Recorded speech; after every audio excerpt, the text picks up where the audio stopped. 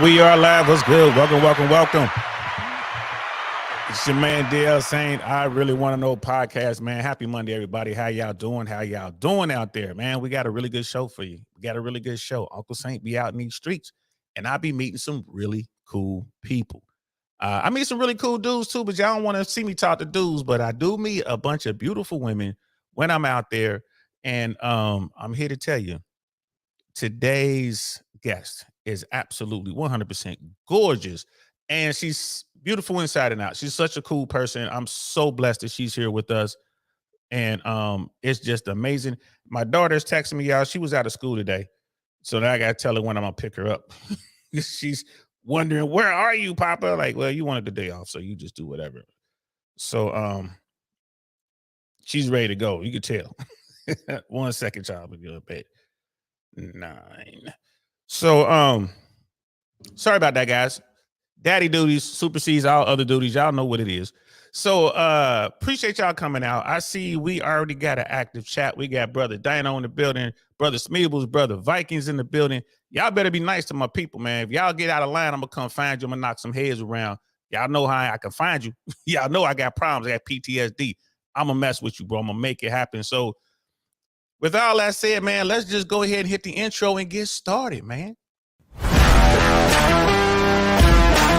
And we are live. What's good, y'all? Welcome, welcome, welcome to the I Really Want to Know podcast, y'all.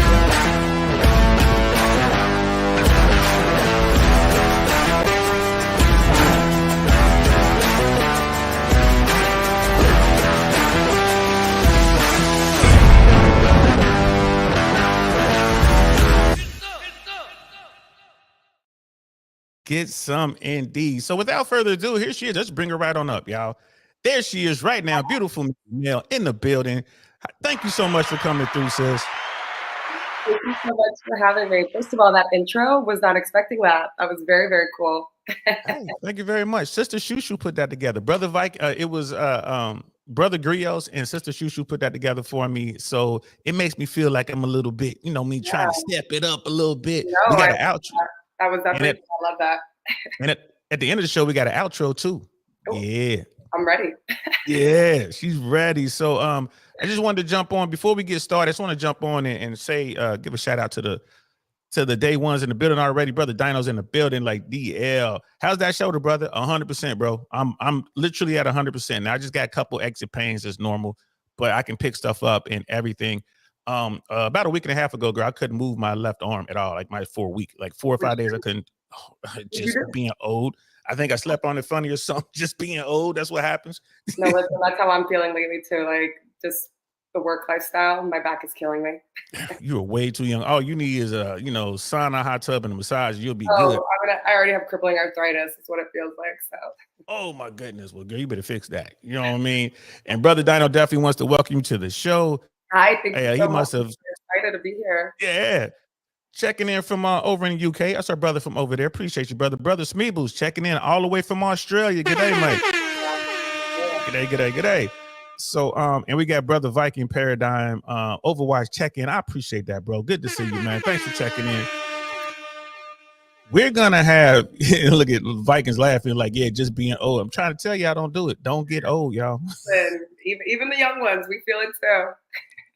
Girl, not like this. And I used to be in the military once upon a time. I used to jump out of airplanes as a paratrooper.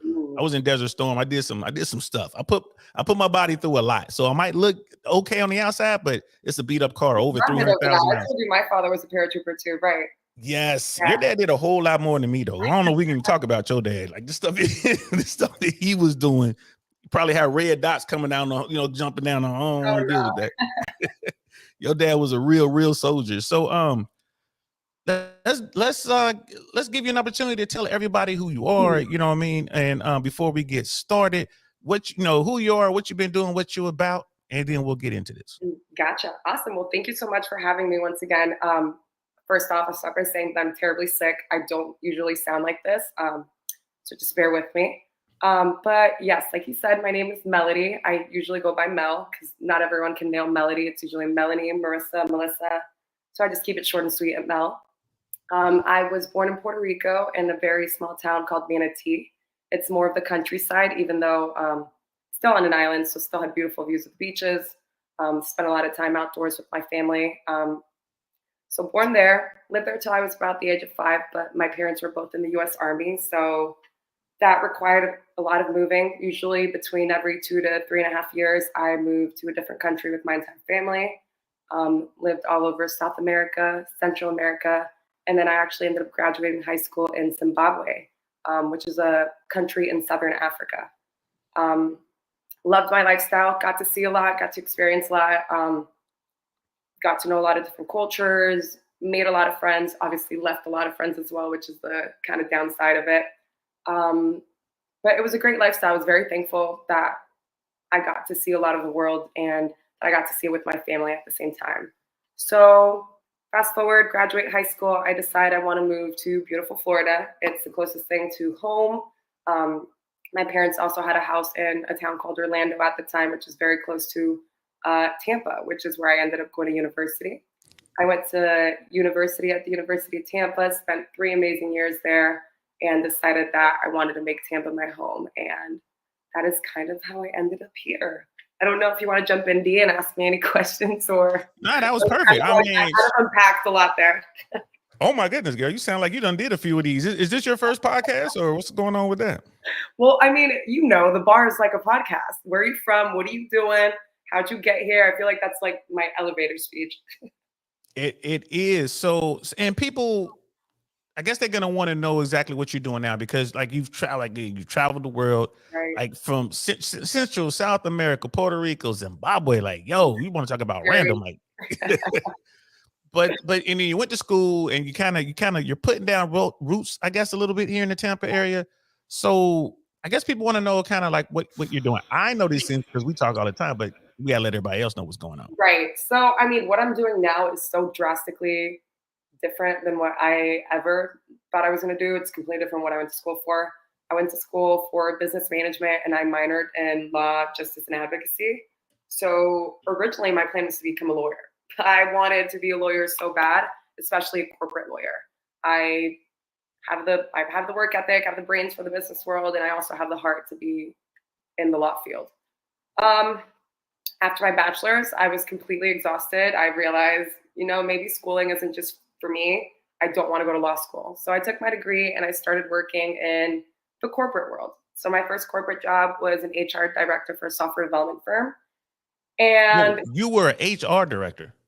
Wait, I was about to cut in and be like, I'm the least HR person. Because you know me. Yes, I'm trying to picture that. Like, wait, you?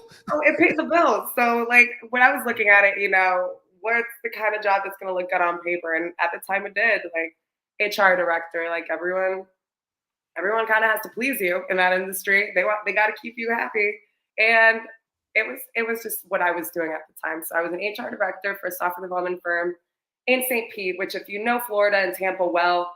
Lived in Tampa, driving to St. Pete every day. I had to be at work at 8 a.m. That's an hour of traffic there. Then 2 hours of traffic on the way back at 5 p.m. Monday to Friday.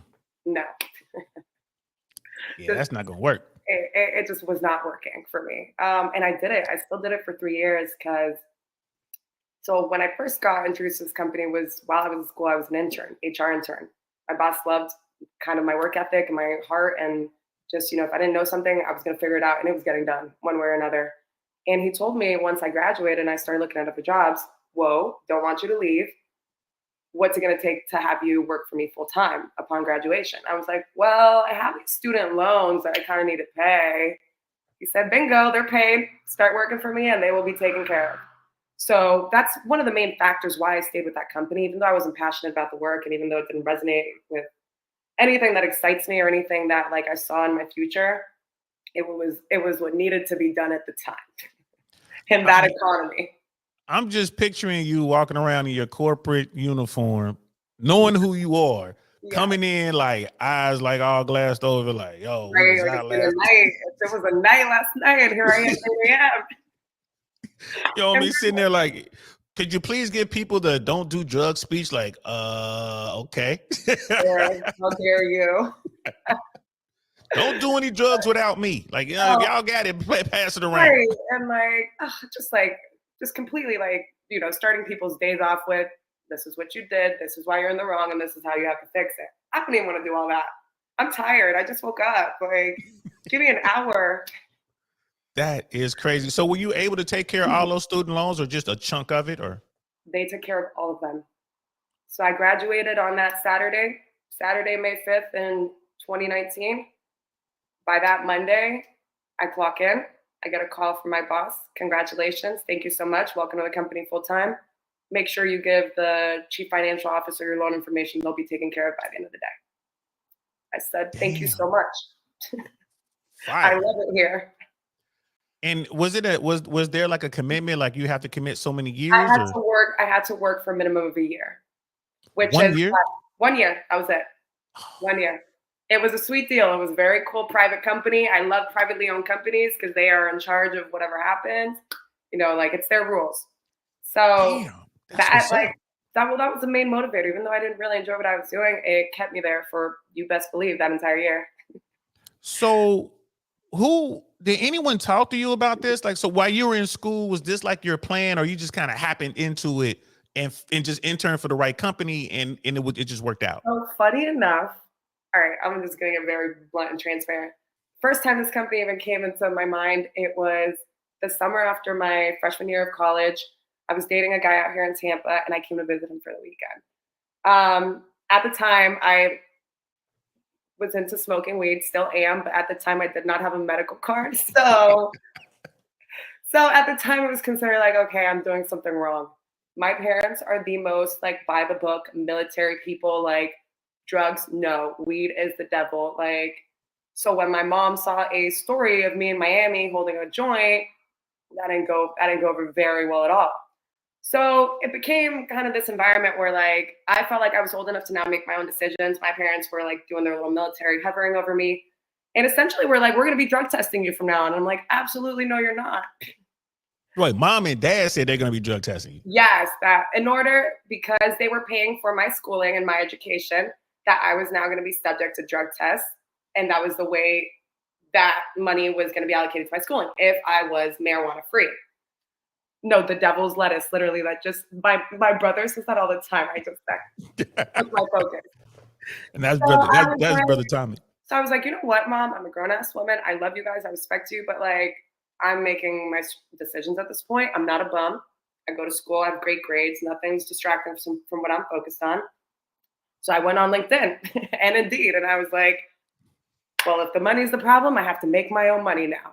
If that's the way I can be in charge of like my life and the decisions I'm making, then I'm going to do it. So I started looking for internships, especially paid internships. And this was one of the first ones that popped up. It was an HR intern job in St. Pete. It was for someone who was in school. They would understand if you had to be remote certain days. And I applied and I got it. And I think it paid like $23 an hour at the time, which was unheard of. I was 19 years old. 19 years old and $23 an hour. I was like, absolutely, I'll do whatever you need me to do. I don't care if I had to lie on the little application thing. I was going to do it.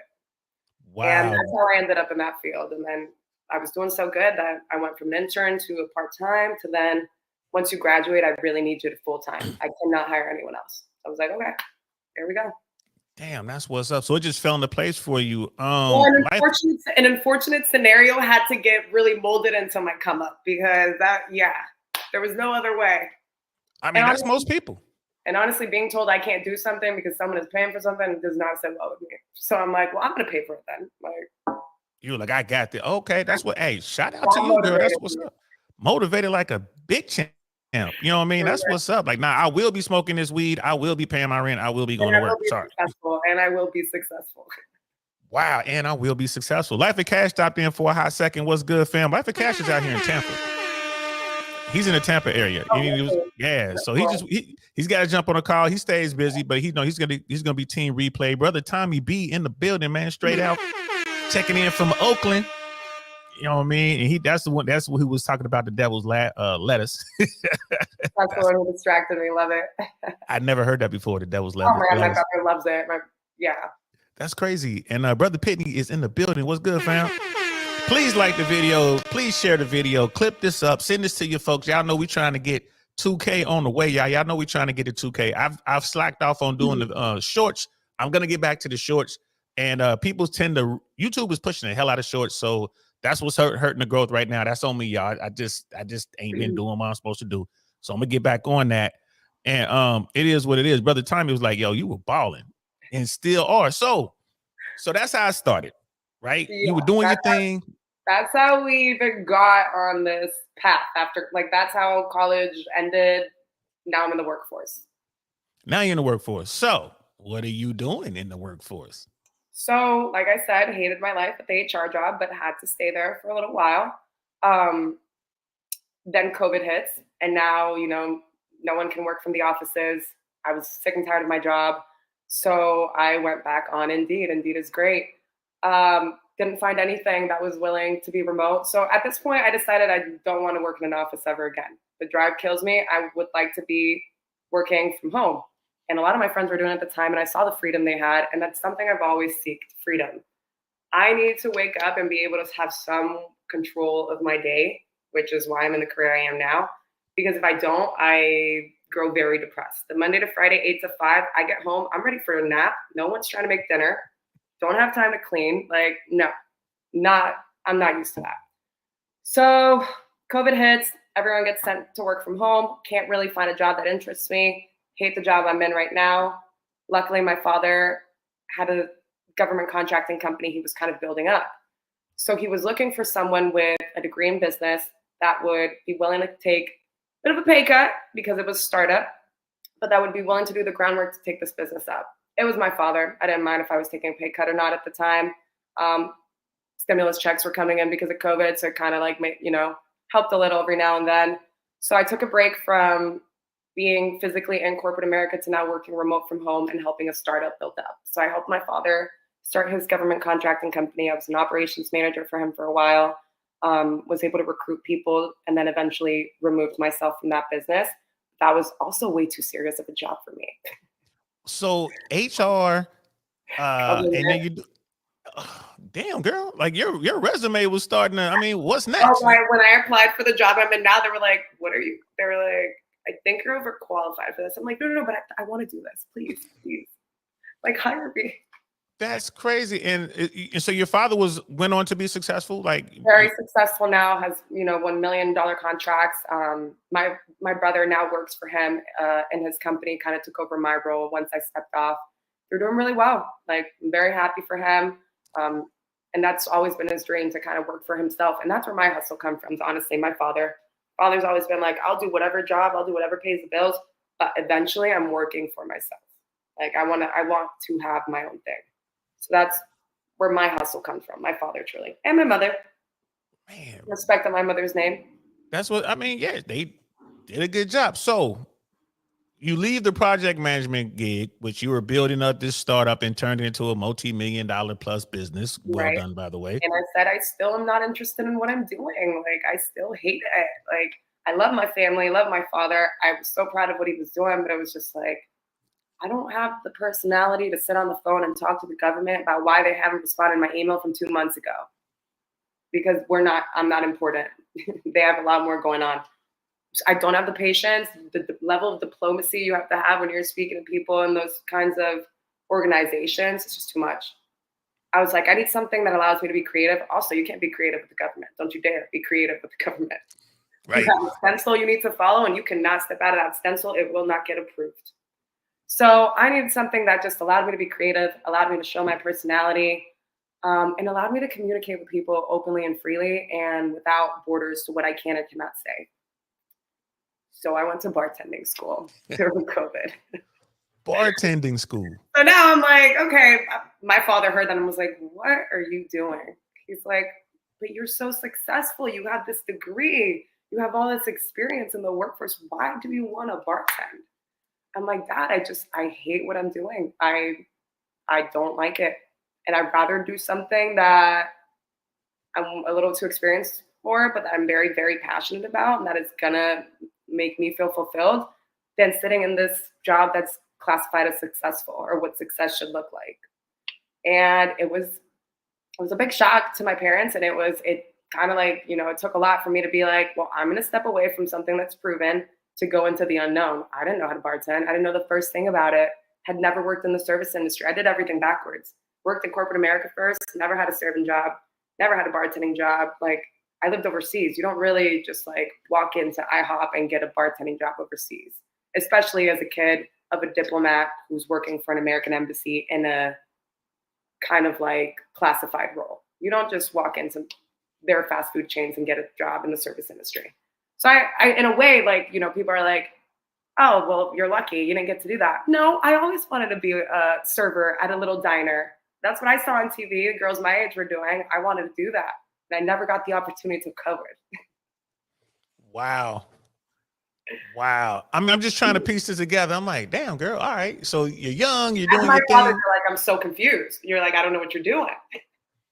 Cause you're supposed to be doing the next startup. Like you got all this experience. Now you're supposed to be starting your own business and doing Right. all that. And you're like, nah, I'm the black sheep. I'm about to go mix some drinks. Yeah, I'm about to just go be in a grungy bar full of olive juice and disgusting. And I'm going to have fun doing it. And that's where you met me. So, And that's where we met. Yeah. That's what brings me into the story. I've ever had. One of the most entertaining people I've ever met. Hey, listen, don't tell nobody. I want folks to think I'm mean. You know, I'll be posting up. Oh yeah, RBF. Yeah, it's just. I didn't know if I could approach you the first time I served you. I was like, "Hi, sir. How are you doing?" You're like, "Good girl." No, sir. Yeah, like, stop that. Sir, you see my daddy up in here? What you mean, sir? So you've been doing this. How many years have you been doing this? Almost 4 now. Damn. Only 4 years. 4 years. And you've done everything. So you've worked in the high-end lounge type scenario, and you've also worked in the gentleman's club. Yes. Right. So I went to bartending school and I applied to a bunch of places and no one would give me a shot because I had zero experience in the service industry. Luckily, came across a place that kind of hires more on like what you look like, who you know, which worked out for me.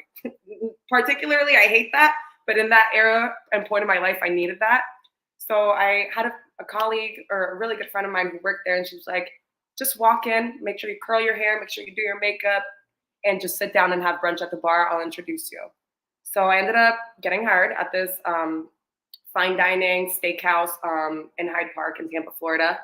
And that was a job that kind of taught me everything. They threw me behind that bar. They threw me on the service well, which if you have any knowledge of bartending or service industry, service well is where you are in the weeds 24/7. You will get your shit kicked in the service well. So you're going to learn. You're going to learn the drinks.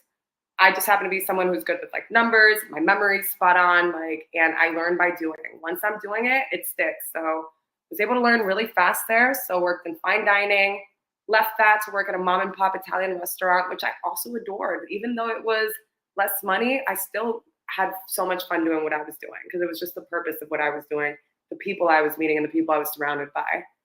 Then transition into this point of my life, I work at a 5-star hotel, 5-star property in downtown Tampa.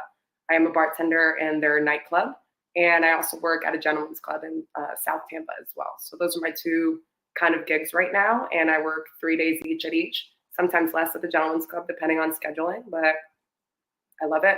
I've had a lot of freedom, and life has been great since. And the money is decent, right? Or is it better than decent? Okay, so that was one of the biggest criticisms I got when I decided to change into this business was money. It's like, oh, you're going to give up your benefits. Oh, you're going to give up, your steady 2-week paycheck. I have trumped my steady 2-week paycheck by thousands and thousands and thousands of dollars, and I get paid weekly. Wow. Yes, it sucks when your tips are getting taxed. Like, for example, there's a difference. When you work for a corporate company or a hotel, your tips are going to go on your paycheck, which is good if you're trying to buy stuff like property, vehicles, and stuff like that. When you work at other places, such as, like mom and pop shops, some private restaurants, or some gentlemen's clubs, per se, your money gets handed to you in cash at the end of the shift. Some days, I'm walking out with $3,000 in cash, and all I did was serve liquor all day. It's hard to, when you see that kind of money, then justify what I was doing before, waiting 2 weeks for an $1,800 paycheck. That just sounds blasphemous to me now that I've been in this point of my life and I'm actually enjoying what I'm doing. So wow, that's crazy because the money is insane. So do people attribute the kind of tips like the big bread with pretty privilege, or is it like if it's a dude who's kind of chubby but he's cool, he's gonna make that kind of money too? Honestly, I think out of all the girls I've worked with, I've been handed the most amount of 0 tips, dollar tips, $2. Like, I don't think, yes, in a way, you're going to come across people who are going to tip based on what you look like or they're trying to impress you. Like at the Gentleman's Club, I have a lot of people who come in to impress me and they come in to just, forget the girls that are dancing on the floor. We're going to throw all this money on the bartender and the bartender only. So like, yes, I do have people who come in and tip to impress me or tip because based on what I look like. But I also have the people who actually adore the service I provide. So working at a 5-star hotel, it doesn't matter what you look like. If you can't make a Vesper martini, if you don't know how to make your different style martinis and present them properly, you're gonna get a fat 0 tip, and someone's gonna complain to your manager. And honestly, Wow. people are more critical of the pretty girls because they think that's the only reason we're there. Wow. I never thought of it from that point of view, but it makes sense. And People just for think the our record, jobs, people think our jobs are easier because of what we look like, and to be honest, no, we were scrutinized way harder. yeah, I was guilty of that. I'm like, you probably getting on because you're cute, get hold on a conversation, but you I can't know what talk I'm too doing. long. I know what I'm doing. Well, of course you do. And for the record, for anybody wondering, yeah, Uncle Saint always tip at least 20%, especially when I'm talking to Sister Always. Mel. I come with at least that. At Can least vouch. that. Do they Got know to. what you drink? Do they know your drink or no? Is that a top No, secret? but you can tell them. I mean, yeah, what do I drink? My man drinks Hennessy on the rocks. Because I'm grown. He is. Who drinks that? That's what I'm talking about, owner. That's because I'm grown. So thank you. You know what I mean? I be trying to tell these people, man, don't do like the brother I bumped into not that long ago who ordered some drink that had glitter on it. Oh. Mel was out. I was on his ass. I was on his ass. Like, how dare you order a drink, sir, with glitter? And then he was complaining, like, oh my God, there's glitter on here. He got upset that I garnished it with what it was supposed to be garnished with. I'm like, it's a girl drink. I don't know what you want me to do. I was like, I honestly was proud of you ordering it, but now you're making a scene. Right. Like now you're wrong, dude. So I'm gonna, hey, and fellas and everyone who's watching in the chat, appreciate y'all. Don't forget to like and subscribe. I'm going to show every chat. I'm going to show them all. I probably won't be able to read them all because we're just gonna get into it because we about to get into some good stuff. I need to get into some good stuff right now. Jack Daniel's Tennessee Honey. Is that a popular drink? No, it's a kind of like it's just a type of Jack Daniels. Yeah, like they have flavored liquors. I can't do that. Liquors. I need my drink to taste like gasoline with ice in it. That's what I need. Yeah. I need that grown man. I need that grown man. So this is a good time, I think, to segue into what you see behind the bar. So over here, we like to talk about what's going on with the dating world, right? And I'm in my 50s. She shows me love because I'm an old guy. You know what I mean? Like, Sister Mel would be like, he's an old gentleman. She shows me love. You're a cool old guy. Let's get it right. Appreciate that. Not every old guy gets love. So here's the deal. What does it look like from behind the bar? And we're talking about what are you witnessing between the sexes out there? What does the dating world look like down here in Tampa at the high-end corporate joint and also in the Gentleman's Club? Okay, do you want like my perspective on what I'm observing between males and females or in regards to me? Your perspective. We're not going to talk about you. We'll save that for last. I don't even know where you started with me, but I'll say this before you get going. If anyone out there who's watching want to know about what's going on with Mel, we're going to need a super chat for that. Sorry. Y'all going to have to tip her to get her to tell y'all the extra sauce. All right. So until then, we're just going to talk about what you're observing and what's your take on the mingling of the sexes. Right. Okay. First of all, I think the city of Tampa has the highest rate of unfaithfulness I've ever witnessed in my life. Word? Like a lot of cheating? Yes. It's tragic. I mean, both sides, or is it both sides equally or more from one sex or the other? Both sides. Yeah. You can never, don't ever think it's any different. I mean, Tampa is such a growing and booming city. Like the amount of people who are moving here a year from up north, internationally, it's like a little Miami. There's so many options. And not only that, social media makes it just so much harder. And then the nightlife, the way people party here, you've seen it. People are going out to nightclubs almost damn near 7 days a week. there's Taco Tuesday, there's Wine Down Wednesday, there's Thirsty Thursday, like Friday, now we're at happy hour, and then the weekend. Sunday Fun Day, my favorite day of the week. The rate at which people are just partying and going out and there's entertainment everywhere is a huge factor into why a lot of the relationships here are very unsuccessful. My perspective behind the bar, I mean, the amount of bar fights you witness from a girl getting upset that her man is, speaking of women, or men, someone just walked up on her girl and now that we have a bar fight and there's an ego thing. Or the amount of now where the bar fights, where do you see this more in does it matter? Is it more in the gentleman's club or less, or is it more in the corporate or less? I think anywhere you have liquor, regardless of whether it's corporate or not. I mean, obviously where the club is located plays a big factor because that obviously speaks into the kind of people that are going in there. And I'm not talking about race because that plays no factor for me. I don't even see that when I'm serving people. I'm talking about manners and what kind of behavior you believe is acceptable at an establishment or not. I see it equally. I'm not gonna lie. I mean, I've been treated better sometimes at the gentleman's club than the 5-star fancy place I work, the corporate place I work at. It just depends on anywhere people are drinking, there's going to be conflict, and it just depends how easily can that conflict be diffused in that environment. I feel like at gentlemen's clubs, security is more aware that things might pop off because there's not that much control as the corporate environment does have, whereas security at corporate environments tends to be a little more laid back because behaviors like that are not expected there. But because they're not anticipating it. Okay. Yeah. So what I'm trying to say is gentlemen's clubs are more anticipative of it and they are ready for it because of the stigma versus the hotels, it's not really something you would expect would happen there, and they're a little more laid back. So you're seeing from your point of view, the dating game. Mm-hmm. And it's just, first of all, would you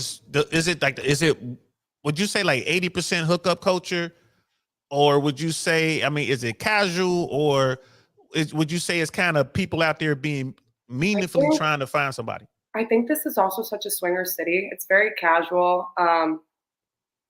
Obviously, there are lots of relationships around, but I feel more than usual, relationships just end up fizzling out because of the fact that the culture here is very hookup oriented. It is very casual. And like I said, it is a swinger city. So you tend to have all these successful people who have all this money to spend, and all they want is pretty girls around. They just want to, partying 7 days a week, funding sections, and they just want to have pretty beautiful, attractive people around. And it's just, once you get drawn into that culture, it's just so hard to even humor a relationship. Because then you start hearing, oh, so-and-so's been around here, so-and-so's been around these people, or this is happening. And this So it's kind of like people are almost taking turns. They're trying to work their way into this elite world, but it's and certain circles too. I feel like certain circles have been established in this city, and people just want to be around those people, around the people who are partying, around the people who are throwing the most money, around the people who are at the clubs every weekend. And I think that kind of lifestyle just makes relationships so infeasible here. Huh. Yeah. Okay. So would you say the dating game, it sucks? It's just a new norm, or does it have some sort of future? I feel like the city is so small, kind of big in a way that everyone knows everyone. Everyone's heard about things that happen with everyone. The breakups here are messy, word travels fast, and yeah, I don't know. I don't see it. Huh. And maybe if there was more people who didn't know of each other, maybe because I think anytime I've started talking to a guy, I've heard okay, you've talked to 4 people I know. It's just.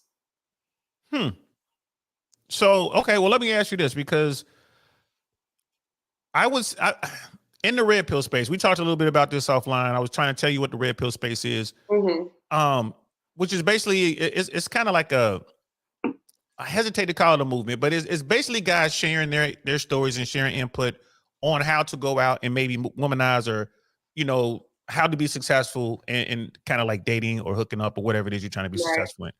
And one of the things that they all say is the vast majority of women don't see all men. In fact, they will argue that the vast majority of women only see maybe the top 20% of dudes that are out there. What would you think of that kind of statement? Do you think they got something there, or they're way off, or what are you thinking? No, I think it's a valid statement. I think there's so many reasons us women disqualify men before we've even given them an opportunity, whether it be height, what they dress, who they hang out with, where they hang out. I think if we weren't so quick to just disqualify people based on like our preconceptions of whatever notion it is, I think maybe we could be a little more successful in dating. Like I'll be the first one to say I can't do short guys. And you know how many short guys are wonderful people, and maybe that's my problem. Yeah. But like I'm a tall girl. Like if you're under 5'11", I'm so sorry. Like damn. I know it's such. I mean, but you know what? That's just you being honest. I mean, that's just one of the things. Height requirement is a real thing. To what they're saying, it is. I mean, I'm guilty of it too. Like it is true. We just we only see a certain percentage of the men, but vice versa. Like, well, I don't know about the vice versa part. Just think about it. Think about it. When you're in the club, there's not a woman in there that's invisible to any of those dudes. Oh yes, there is. Even the top tier dudes that see the big girl. Oh, come on. I mean, you see her, but you're not seeing her. You're not seeing her as someone you would approach. I mean, that sounds terrible, but like. But it's like what Brother Penny just said. He's like base bartender, keeping it 100. Like we're having a good conversation here. But here's the thing. Let's say there's a woman as well. Like we have these conversations in the middle of my shift with like a lot of bystanders. Yes, we do. Yes, we do. So let's say that there's a woman over there. Let's say she is not quite obese, but 3 pounds away from being there, right? But she's a big girl. 3 pounds away, what? 3 pounds away from being obese. She's a big girl, right? Oh, God. So she's in there. Every dude has seen her. Every dude in there. The dude who has from the guy who has the best section, security, the guys are just hanging out, the old dudes like me. We've all seen her. Right now, who's gonna holler at her? Well, no one until the end of the night, because you gonna need some alcohol. You're gonna need 4, 5, 6 drinks before you approach that. You know what I mean? All it takes. That's all it takes. For the most part, because there's people around. At the same time, then we see all the men too. We just won't give them a chance. Then I guess that's what I meant. I think you can maybe make that argument, but I've been places with my friends, and I'm pretty sure like we could go out somewhere. I think women are just more oblivious to it. Where like, for example, if like I'm having a good time, I'm not really looking at you. Like I see who I want to see. I guess that's the point right there. Guys see everyone. Women see who they want to see. Like you will see that there's a human there, but it's no face because you ain't trying to holler at dude. It's just like I just saw right over you. He saw right over you. Like, yeah, excuse me, little guy. You know what I mean? Like, I know you're there. I just yeah, I'm pretty sure you're there. But that's one of the points that a lot of women will fight me tooth and nail on. They were like, no, we see everything. Like, no, there are women who absolutely do not see guys. Now, I could be in the drive-through of Burger King, McDonald's, or whatever. And let's say a woman looks just like you dropping fries. I'm trying to holler at her. I'm going to park the car. I'm going inside. I'm going to holler at shorty. Right now, if a woman pulls up who is like sexy, she's attractive, she's fit, she's got money, and she sees a hot dude dropping fries, she don't even, like, oh, he's kind of hot, but I'm not doing nothing with that guy. Why? Because like, I'm gonna make eye contact. I'm going to make sure you see me seeing you. But that's as far as we're going to take it. Like, I'm not running you down. No. And don't get me wrong, I have run certain guys down. There's been guys that caught my attention. I'm like, I'm going to go over there. But for the most part, no. See, and that's just how it works. Let me catch up on who jumped into the chat. I can't read every chat, guys, but I'm so distracted. I keep seeing stuff and looking over. It's all good. So Brother IRS is in the building. Was good. It's like, what's going on, DL? Saint Hope, all is good. Yes, sir. All is well on this end. Brother Mandrell is in the building. Yo, Mel. Mandrell, he's a former Green Beret. Oh, okay. Yeah, Special Forces. Then like he's been on a few times. My favorite snake eater. That's what I call him. Like he is the man. Probably even done some missions with your dad, but we ain't gonna talk about that. Another time. Some other time. Sister on a spot live. I am the single one is in the building, checking in from Chi-Town. Just wanted to catch up with everybody. Appreciate y'all, man, so much. Like we're just gonna have a good conversation here. Big girls need love too. You're right. Big girls will get love too after the club, little parking lot pimping. Just can't be seen now. I can't, hey, meet me around the corner. You know me. And again, therein lies the difference because one of the things that they talk about in this whole relationship dynamic, guys are, and you've probably seen this, guys are probably smashed just about anything, right? Just about everything. Don't even get me started. I'm trying to get you started. Let's hear a story. Hold on. Some of the women in the city I am Eskimos with, I am baffled. We don't belong on the same roster. How did we pull the same guy? There's no way. Tell everybody what an Eskimo is. Eskimo says. So when you have hooked up with the same person that someone else has, you're Eskimos. Like you have shared someone. And if who I'm sharing or who I have shared is not like what I believe to be the same caliber as the kind of woman I believe I am, you lost me. Like, so you can, because for guys, I think a lot of it is just smashing, right? If they can just bust one. Never cheat with someone who's better. Like I stand firmly on that. I have never had a guy cheat on me with someone who was a better person, like had a better heart, a better face, like they always go for something that's easier, never something that they would actually entertain, at least in my experience. That could be, everyone's situation is different, but in my experience, no guy has ever one-upped me. Maybe emotionally because he cheated on me, but besides that, no, you played yourself. Yeah, I can see that. And we'll get into the quote unquote cheating section in a little bit. And I saw what Brother Don was saying. Yeah, he's like, yeah, bro. He's like, big girls need love too. It is what it is. And here in today's world, big girls are getting that love, y'all. They are getting it. Brother Smee didn't hear you when you told him how tall you are. So you tell him again how tall you are? I am 5'8". So in heels, I am well over 6 feet. Which is why. Were you wearing heels when we took that picture Saturday? No, I was in my bed. I didn't think so. Yeah, because otherwise you'd have been right at my eye level because I'm 6 feet. Yeah. I may be a hair over. Well, I wish you'd seen me yesterday. I was in really tall heels and I was skyscraping. Like I just missed you. I probably missed you by 20 minutes. I just missed you because I left and you came in. I bet. See, that's what you get for not hitting me back. You could have told me like, oh, I'm on my way. I'm like, oh, I'm here now. You know how my Sundays go. I'm lucky. Yes. Yes. I'm lucky I made it to the podcast today.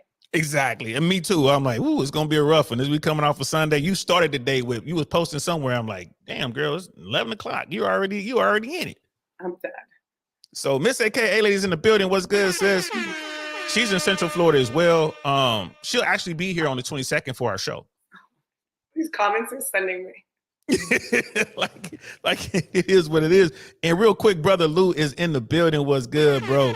Always a pleasure to see you, man. He's like, I don't love big girls. He's like, can't pick them up. Listen, bro. Listen. We're gonna get banned. First day together, we're gonna get banned. That's all good. I don't, man. Go ahead and cancel me. We ain't get much. I don't even care. But guys will smash just about anything. For a guy like especially when the guys are on a hunt. Sometimes like you can't all hit home runs. Like we can't always hit a home run. Sometimes you got to bunt. Sometimes, you get hit by the ball, you got to take the base. And that's what it is when you get with the big girls. But I used to, being older, coming up back in the day, we were good about keeping all that in the closet. We used to keep our skeletons in the closet. These boys nowadays don't give a damn. If you know your mama knows, like they don't care. And they're so like, if you're gonna be a cheater, be a smart cheater. Like, well, and that's something else I didn't do. I never was a cheater. I would always tell women what it was. Like, I'm talking to you. This is what it is. We're going to do this. I would tell you like, you part of the rotation. You one of. We're not. Because I don't want anybody. I mean, it just. So there was rosters back then as well. Oh, absolutely. You had like a starting 5, 7. I would, at my peak, this is when I was broke. This is when I got out of the military. I was broke. I was working as a janitor, doing all kind of hustles. I think my standard rotation was 6. Oh, okay. I was in Cincinnati, Ohio, broke, but I was out there. I was on the scene. Hey, I was, I hung with a real crew. Like we was in the streets doing what we was doing. You know what I mean? It was what people knew who we were. And what's up with the bad boy thing, girl? Like people knew what we were doing. They knew I was broke, but man, I had everything but money. I was rocking them. Just explain my ex. Like what? What's up with that? And it's just so disheartening to like really successful girls usually end up with really bummy individuals. Like and I don't even know what to say for myself. Like, Because he was 6'2", probably. He was like, all right, I guess I'll give you. no, he was sick player. Like, Oh yeah, that was it. That's your kryptonite. I mean, not anymore. That was some treacherous 3 years of my life. Like, yeah, bummy individual. But I mean, you learn the hard way. People like me who are very stubborn and like don't like being told what to do have to learn the hard way, and that I did. So So I we ain't mad ball at you. regardless. We ball regardless. We're still doing good. So how important is money in today's marketplace? Again, we're not talking about you just because you're hearing what's going on around you. You know, you got your because you hang out with dimes, girl. I gotta get to you. I saw your pictures when Drake was in town. Drake. And you hang out with some dimes. Yeah, I got some pretty friends. I mean, just honestly, Tampa just has attractive people. Like everyone in Tampa is pretty good looking for the most part. But ask the question one more time. Well, I was just because we were talking about is money important? Oh yeah, to your friends. I like to my girlfriends. Yes. I think back that like a couple years ago, I would have said like, no, we don't really care about money, and that's why we ended up in the situations we did. I feel like money has to be important, like, and not just like, can this person fully provide for me, but can this person match what I bring to the table? I think that's the angle me and a lot of my friends are coming from. So a lot of my friends are in the service industry. I don't have time to like be friends with people who are in the service industry. Like I do have them, but those are the people that I don't tend to like catch up with as much. Like the girls I was with yesterday are bartenders of mine, or like servers of mine, bottle girls of mine. And for hardworking women like that, money is important because we have ended up with people who weren't as hardworking, and it was never going to work. It was never going to work. Because because these are kind of like red pill talking points, and having you here is refreshing because I get a lot of women to fight me on this. I always say, and the red pill says this, and I back it up. Women want dudes that have bread. Yeah, Smeebles. What Smeebles said was hilarious though. You're right. Smeebles was like, I just can't do the big girl. I can't do it. Hey man, all I'm gonna say is this. Y'all know I believe in plausible deniability. You will not find any pictures of me and big girls doing anything. I'm laughing at the everything but money because you're so right. You hit that on the nail. Everything but money. Everything but money. Didn't need that because he's 6'4". I mean, the fact that dude is so tall, he puts him like he's like an elite, top 4% of all Americans. I mean, only 14 or 15% of Americans are over 6 feet. Yeah. Like 6 feet or taller. So, but the money thing is like, if you had a guy like the perfect guy, whoever it was, like whatever that avatar looks like, you're making $300,000 a year. He's making $95,000 a year. Will that relationship last more than 15 years? Depends who you're dealing with.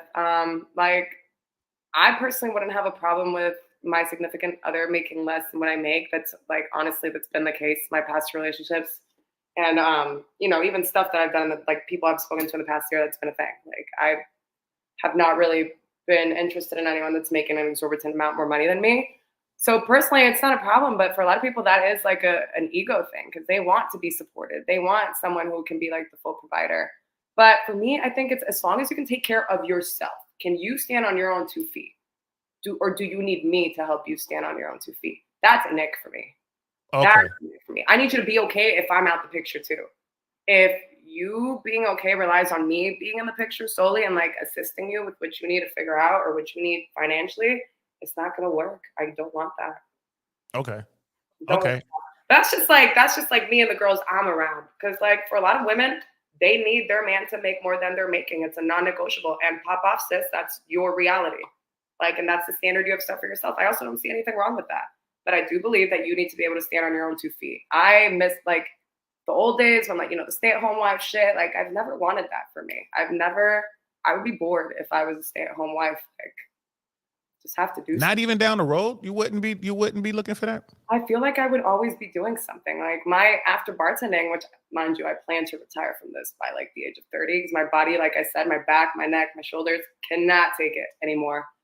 But I want to have my own like event business where now I'm hiring bartenders and staffing like all my regulars' private home parties. Okay. Like New Year's, I wish you had seen how many people asked me if I could work their private parties on New Year's, and I couldn't because I have a job Right. that I Which can't is call off on New Year's for. that's a huge payday, I would imagine too. Yeah, but I mean, imagine what I got paid there. I'm making money for somebody else, and I'm taking a cut of it. If I'm planning the events and it's going through my business, that comes to me. So Oh, we're gonna talk about that. that's where what we're getting into. We're gonna talk about that on offline. Yeah, I'm with you on that. We're gonna get that going. Trust me. I like where your mind is, girl. We're gonna get that going. I'm with you on that. Miss AKA lady, she's laughing. She was like, another woman saying the same thing at DL. He was like, and she's laughing. How many women does it take for you to be a believer? What Here's are the you, a thing. non-believer? Well, no, I'm here. Some women here, we're on the same page, but we hear it differently. What I just heard you say, and what I've always been saying is money is a factor. Money is a qualifier, especially when you're talking about a long-term relationship. My point is there are not a lot of women out there who are going to be okay being the sole provider or the breadwinner, making more money in a long-term relationship with a guy.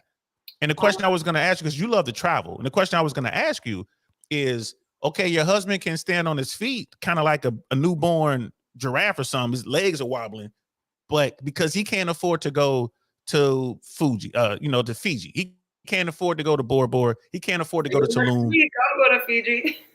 Exactly. So would you be okay paying for him to join you in Fiji? I mean, I have though. I've done that. My ex went to Puerto Rico on my birthday, and I paid for it. And that's why he's the ex now. What I mean, like if he could. I mean, it depends who you're dealing with. Like, there's plenty of women out there that if you're treating them well and you're doing like the little things, like I'm an acts of service kind of girl. I work all night. I don't want to come home and have to make dinner, do laundry, do the dishes, and nothing. I would have been okay with I'm working. He has a somewhat kind of mediocre job, but I'm coming home, the dishes done, laundry folds, food, cooked, and I'm sitting down with my man on the couch, and now we're enjoying our downtime. I would be okay with that. I'm not saying everyone is, but like I've been in that situation where I would have been okay because I really loved him and I really saw a future with him. Now, was I go Lulu because the kind of person he was? Maybe, but like for the right guy, I would hope that I'd be okay doing that for. And my question is always for how long? I think it's very rare for a woman who would spend, 20, 25 years taking care of a man. Are there women out there who would do it? Sure, it has to be. Yeah. But on a balance of probability, I would say that the vast majority of women would not be okay with that. And you're right. The vast majority of women aren't because they want to be stay-at-home wives and they want their man to be the alpha and in charge of everything. They want to be a passenger princess, and that's fine. I want that. Sorry, just not right now. Yeah, and it's absolutely fine. And therein lies the slight difference between me and sister AKA lady, right? Because I'm like, listen, all I'm saying is women who are going to take care of a dude are in the minority. The vast majority of women are not going to do that long term. But okay, the flip side to that is it's almost expected for men to be the breadwinner and for men to take care of those things. And honestly, I don't like that either. Like, I feel like I agree with men on that. It's such an unfair standard. Like equality, like we should all, like I said, be able to stand on our own 2 feet. But men are under that terrible pressure. Like, and again, it's hard in the dating game when you are a successful woman and you do make more than like the average, whatever the average guy your age is making, because then that just removed everyone. Like it hurts their egos. Like I was talking to this younger guy and just, my job and the money I make was a huge factor as to why he would not settle down with me, because he did not think he would be able to provide for me in the way he believed I needed. Because he's stuck in that mindset of like, bro, I don't meet that financial barrier. Ego. I need to make more than her. It can't be the other way around. So he would prefer a female who either doesn't have a job or is making way less than to be with a successful female like me, because he can't get past that mentality. Damn, and you know what? That's the thing. You just That's shorted yourself really badly, boy. That's the thing. Brother Manjel was like, he was like, ask her why he is an ex. Shorty said that. Like, dude was on some, he was on some other shit. It was not a good situation. No. Yeah. He was on some other shit. You shouldn't have been with him in the first place. You knew it, right? He was a bad guy, just like completely loved on me and presented himself as something that he wasn't. So that's who I fell in love with. And when kind of the layers, he was an alcoholic, he was addicted to cocaine. When those layers kind of started to come out, and like aggression and issues like violence, that was when that ended. So And I that, think I made that situation really good, and I romanticized the hell out of it, to which I would have been okay if he cleaned up his act to be with him for a while. But no, shouldn't have been with him ever. that was a big ass. Give up the, give up the gear, give up the alcohol, start working, like don't be a degenerate anymore, become a functioning human. It's the bare minimum. It's to think you even have to ask someone to get a job at the age of 27 years old. What are you doing? Like, Yeah. And what if another thing too is I tell folks all the time, men and women, but mostly men, like, bro, y'all got to be gamed up. Here's this dude, like he's tall or whatever, but he didn't have a bunch of money, but he he didn't was gamed up. And didn't you said he love bombed you? Yeah, but at the end, looks don't last forever. I also say that, like, if you're not a good person, your looks can only take you so far. And once like the kind of like blinds came up and I started seeing like who he really was, like I wasn't sleeping with him towards the last year of our relationship. He wasn't touching me. He was sleeping in the guest room. Like, no. Like once that, my blinders and my love bombing started to wear away and I saw like he's actually a piece of shit. Like, doesn't matter how attractive he is. I do not want him around. Right. And sister Miss AK, hey lady, she's like, only multimillionaires get played. Sis, I've never said that. In fact, I say the top 20% of dudes get on. Like women don't see on the balance of probabilities, they don't see the bottom 80. Top 20% of guys get on. And you don't have to just be wealthy to be in the top 20%. The guy that we're talking about right now, the 6'4" loser dude who was living with mail, wasn't paying no rent, had a dime on his arm, was, I'm pretty sure he was hitting you up like, baby, can you give me a little money so I can get some cocaine or whatever? Oh my God. Right? So he had enough game that put him in the top 20%. Broke as a joke, but look where he is. So that's what it is. He knew what to say. It was the game. Yes. He knew what to say, and he knew what my weak points were and what would get me to fold for what reason. And guys with that level of game are in the top 20% as well. There's short dudes out there with game. I know guys that are short that'll see you and they're like, what's up, girl? You be like, I can't believe I'm going out with this man. Yeah, you're right. Oh my God, yes, absolutely. There's been a couple who slipped through the cracks. Game. And I keep trying to tell people the importance of game. And that goes with everything, right? When you were in corporate America, you had to do what? You had to play the corporate game. And you were good at it. And then when you got out of that, you had to play the small business game. Within the same week, I have to play two different roles. Within the same week, I'm working at Sunday, Tuesday, Wednesday. I'm working at a gentleman's club where like the culture is I'm drinking with my customers. Like you and I are taking shots at my other job. We're sitting there. Oh, my bad. We get lit. So I have to go from, very casual, very like sex appeal kind of environment where I'm selling a fantasy to now I'm in like a very corporate, like Forbes standard hotel where I can absolutely not drink. I can't even be on my phone behind the bar. I have to address you by sir, ma'am. It's very, very, very strict. So like I'm constantly like back and forth. Like my mind never shuts off. I'm like flipping between the two, like kind of personas that I have to play to like thrive in this environment. Exactly. And that's why I tell people game is extremely important. And when it comes to dating and the dating game, you can come up. I mean, the dude can come up if he knows what he's doing. But a lot of guys it sounded like you had a pretty good guy that psyched himself out of a good situation because I don't make enough money. Instead of just kind of, let me try to let me get my game up. Let me level up. Let me get myself together so I can keep this good woman if he thought you were a good woman. Also, my job just makes it really hard for anyone to like want to date me because I'm a bartender. They just assume that I'm giving out my number all the time. They just assume I'm talking to everybody. They just assume I'm there to flirt. Like people, they forget I'm here to do my job. I don't really want to clock in today, to be honest. Right. I'm tired. Like, you think I want to hear this guy trying to shoot a shot at me for the 7th time in a row when he's ordering his Tito soda? No, next. Like, maybe this will be the one. I think that because I'm, at my gentleman's club job and I'm a bartender and I'm, being like very, welcoming and I'm treating my customers good. Like I'm giving them the attention they are clearly coming for. A lot of guys cannot handle that either. He's right. And Brother Mandrell he's dropping facts in the chat. Y'all listen to Brother Mandrell. We're talking about Brother Pitney. Cocaine is a hell of a drug. Rick James said that. And then sister, I am the single one. She's just like, oh my God, she loves coming over here. We get to talk red pill stuff. And she's like, okay, ladies, when we talk red pill stuff, the way I look at red pill is just like in the movie. You take the red pill and you see the world for what it is, not the way it should be, not the way it used to be. I see it for what it is. And when I'm in the bar, and Mel will tell you, I ain't really trying to holler at nobody.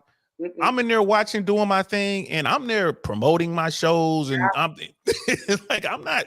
I've kind of stepped away. I'm sitting. Like, the game is going on. I'm on the bench. I'm sitting on the bench. I'm just gonna watch this game play out for a little bit. But you're an observer, and that's why I liked you, because the first time I met you, I could tell you what people watch, and I'm like, that's what I do. Like, I love to people watch. Definitely love the people watch. Brother Grios is in the building. What's good, fam? This guy right here lives in out of Texas, man. He is the best photographer, slant videographer. I'm one of the young guys coming up, but the only dude I work with. So when I'm doing stuff, I normally bring him in. Like, we'll fly him in just to do stuff. So I'm glad he's here. He did all that footage for the intro and outro with his drone. He's like a really good drone pilot. Real good dude.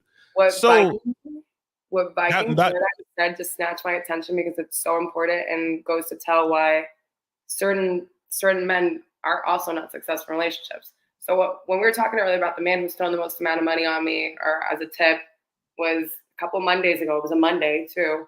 One of my regulars, who I met, started kind of giving him the time of day, because he seemed like a good guy, always treated me really well at the bar, took me on a couple of dates, whatever. He said the money stuff doesn't matter to women so much as how he uses the money. But I tell you, he's thrown the most money on me ever that I've ever seen, and has flaunted all this money.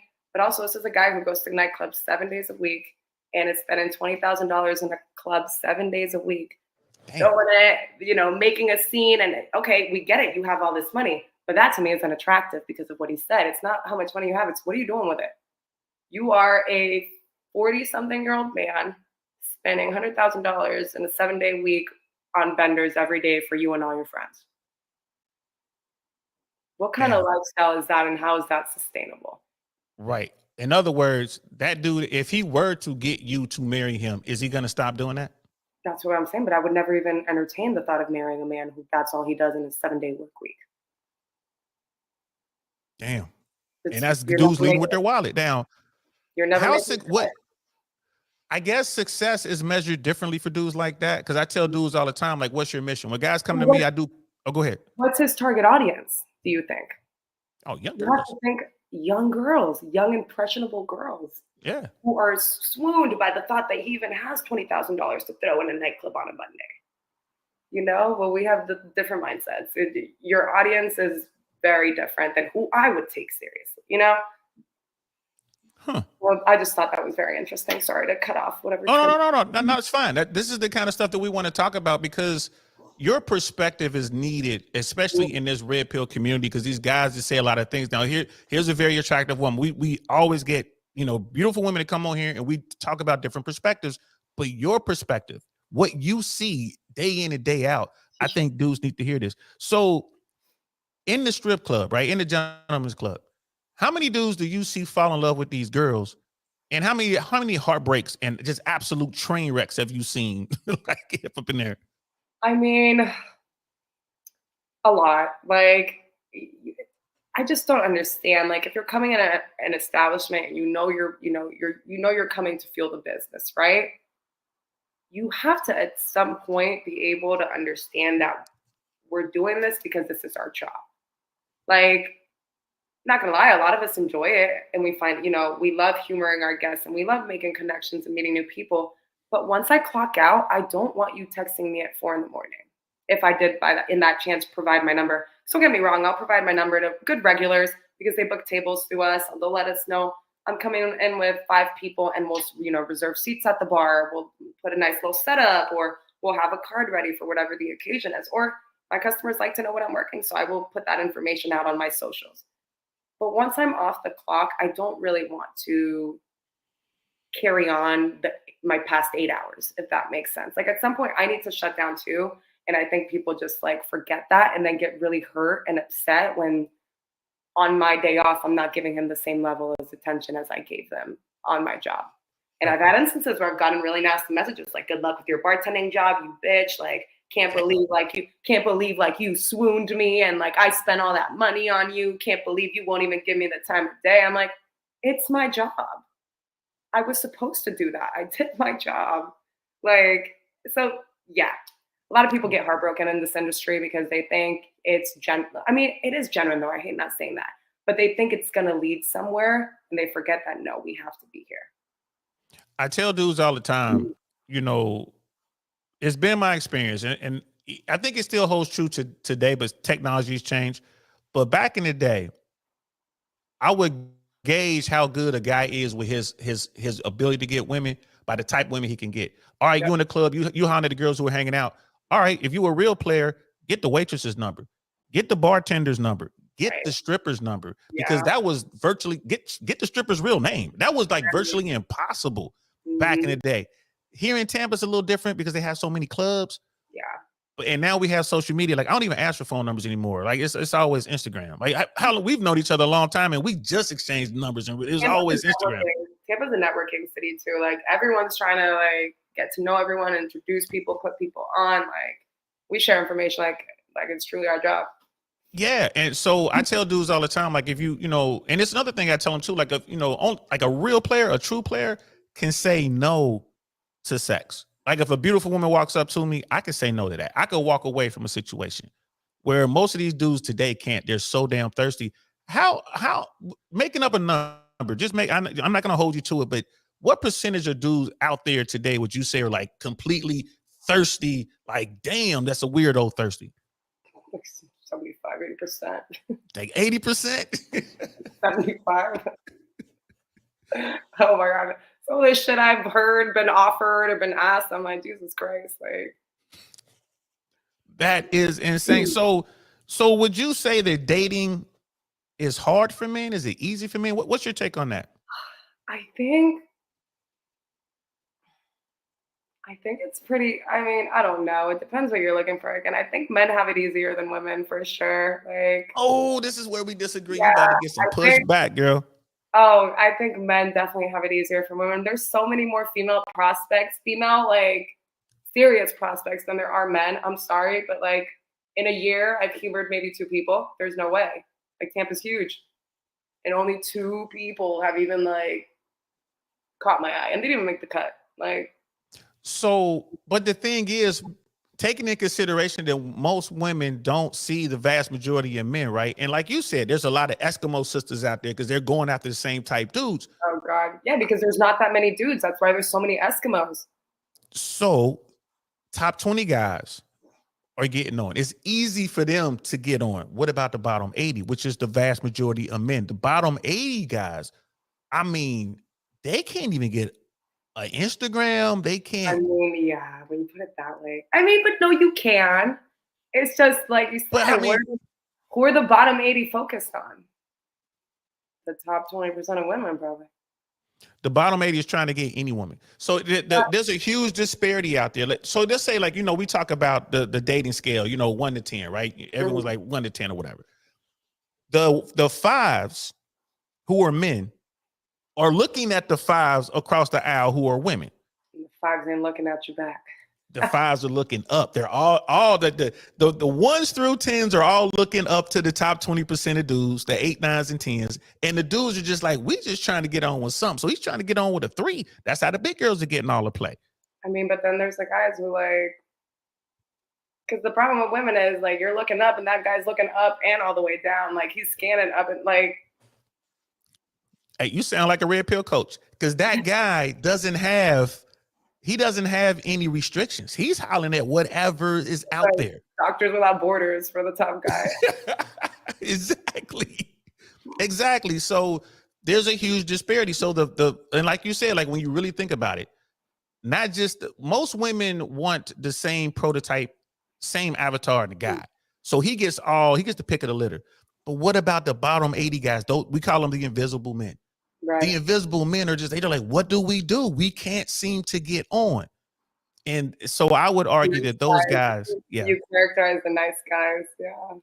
I think those guys have the hardest time. And then we're getting into a situation where women are starting, because of technology, women are starting to realize, like, damn, that Chad, that Tyrone, that millionaire, he's only smashing me. I'm only getting sex.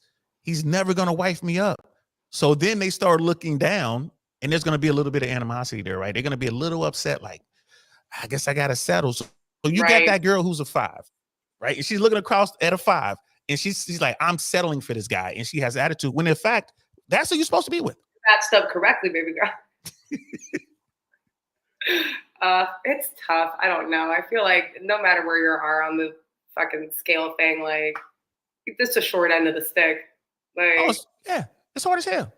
I'm trying to read some of these. We're getting a lot of action. We're getting a lot of action, so I can't read them all. I was like, bro, if y'all really want me to read some, you're gonna have to, super chat $1 or something so to catch my eye. Otherwise, but Brother Pitney was saying here though, it's like correction, not that many men in the top 20%. There's not. There's just not a lot of guys up there. Right? Just not a lot of guys up there. So I definitely agree with that. So moving on, what do you think that women are looking for? Again, we're not talking about you, like just from your observations. What do you think that women are looking for in men? I feel like I don't know if I can speak for all women because well, just what you kind of based on what I'm saying. Okay, well, obviously I do have to say money because like obviously like most women are looking for someone who is financially well.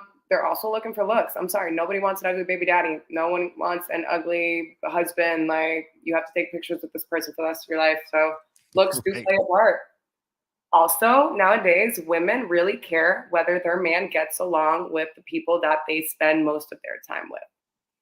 Unfortunately, if your significant other is causing problems for you within your friend groups or your family members, the people you bring around to functions, like, you want your man to be likable. So they're looking, is this a likable person? Is this someone I can bring like to the function, to the cookout, to the gala at work?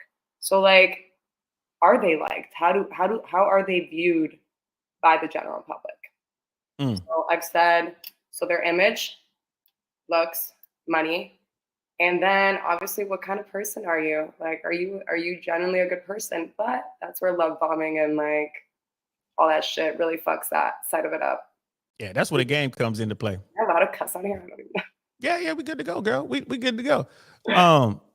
And Brother Mandrell, this is like Brother Mandrell is like they wouldn't call you on your phone on your off days if you didn't give me your number. That's a lie. Yeah, and here's the thing, and Brother Mandrell, what you don't understand is Instagram, you can call on that thing, you can FaceTime on that thing, you text on that thing, DM. So it's the same thing. And it's you can block them. You have my email, you can FaceTime me. Like Yep. And you can block them, like you can block them, but it's still going to end. And here's another thing too, and correct me if I'm wrong, sis, but a lot of dudes will present as a cool guy, like, oh, this is just a cool guy. Yeah, like no, harmless. Like, oh my God, I would literally like go on a midnight walk with you. But then they start calling you at 4 a.m. very aggressively, or they get drunk and start mass texting you. It's like I did not see this side. And like I said, a lot of the times, like it's my regulars or like, people who are coming in on business trips and they want your information so they can book tables for future events. It's not people who are like, I would like to take you on a date. I need your number. Those people don't ever get my number. Exactly. Anyone whose intention is to like have my number for like a romantic reason rarely gets my number. I'm at bar especially. And fellas, I want y'all to pay attention. This is where the game comes in because the vast majority of men who come across a woman like Mel or an attractive woman, he's trying to get on. So he's trying to use his game to flank her in military terms. I'm just going to run around, hit her from the flank. I'm just your friend. And this goes into that friend zone stuff. So of all the men that try to talk to women, just make it, it's hard to say the answer for all women, but just give me your guesstimate. How many of those dudes wind up in the friend zone? So if 100% of dudes go out and talk to a beautiful woman, how many of those dudes are going to wind up in the friend zone? She's going to put them in the friend zone, percentage-wise. Most of them, truly. Like, yeah. It depends how you approach a suit. For the vast majority of you guys are going to get friend zoned, unfortunately. Like, it's just how it is. Like, that's the game, right? Yeah, like honestly, women like to chase too. So if you're too available for a woman, if you're coming on me too strong, you're honestly going to scare me a little too. Because I'm gonna be like, why are you coming on to me so strong? Like, you also got to like keep it like secretive and mysterious and like make it exciting. If you're giving all your eggs or you're putting all your eggs in my basket immediately, like no. Hey, no. What the hell's wrong with this guy? Right. So you want that, not necessarily. Oh, go ahead. It seems desperate, kind of. It seems like it's like you don't even know me though. Why are you so sure? Like, like. How can you possibly love me? You don't even know my real name. Oh God, right. You don't even know my real name. Dr. B is in the building. What's good, fam? Like he's very busy tonight, but stopping by. I appreciate that, man. But don't mess nobody up, man. You a doctor, bro. I don't want to catch no case because you on my podcast and somebody got their spleen taken out by accident. Don't be messing up, bro. That's what I'm gonna be messing up. So, all right, I'm gonna give you a breather here in a second. I know I'm coming at you hot and heavy with all these lefts and rights, but I think it's good to hear this because a lot of women won't admit to it. So you understand that guys, when they come at you, you understand like, all right, we'll make this real life. Like someone like me, I'm not trying to get on, and I never really gave that vibe, right? Correct. Like that's why we talked. That's why we talk, right? I'm older or whatever. Now, if I were younger, if I were, in my late 20s, early 30s, I still would have came at you, but I would have told you up front, like, hey, girl, it would have been a different kind of thing. It would have been your vibe. Your vibe is what, like, it's the energy you presented when you spoke to me. Like, I knew you were just trying to be like friendly and have a conversation.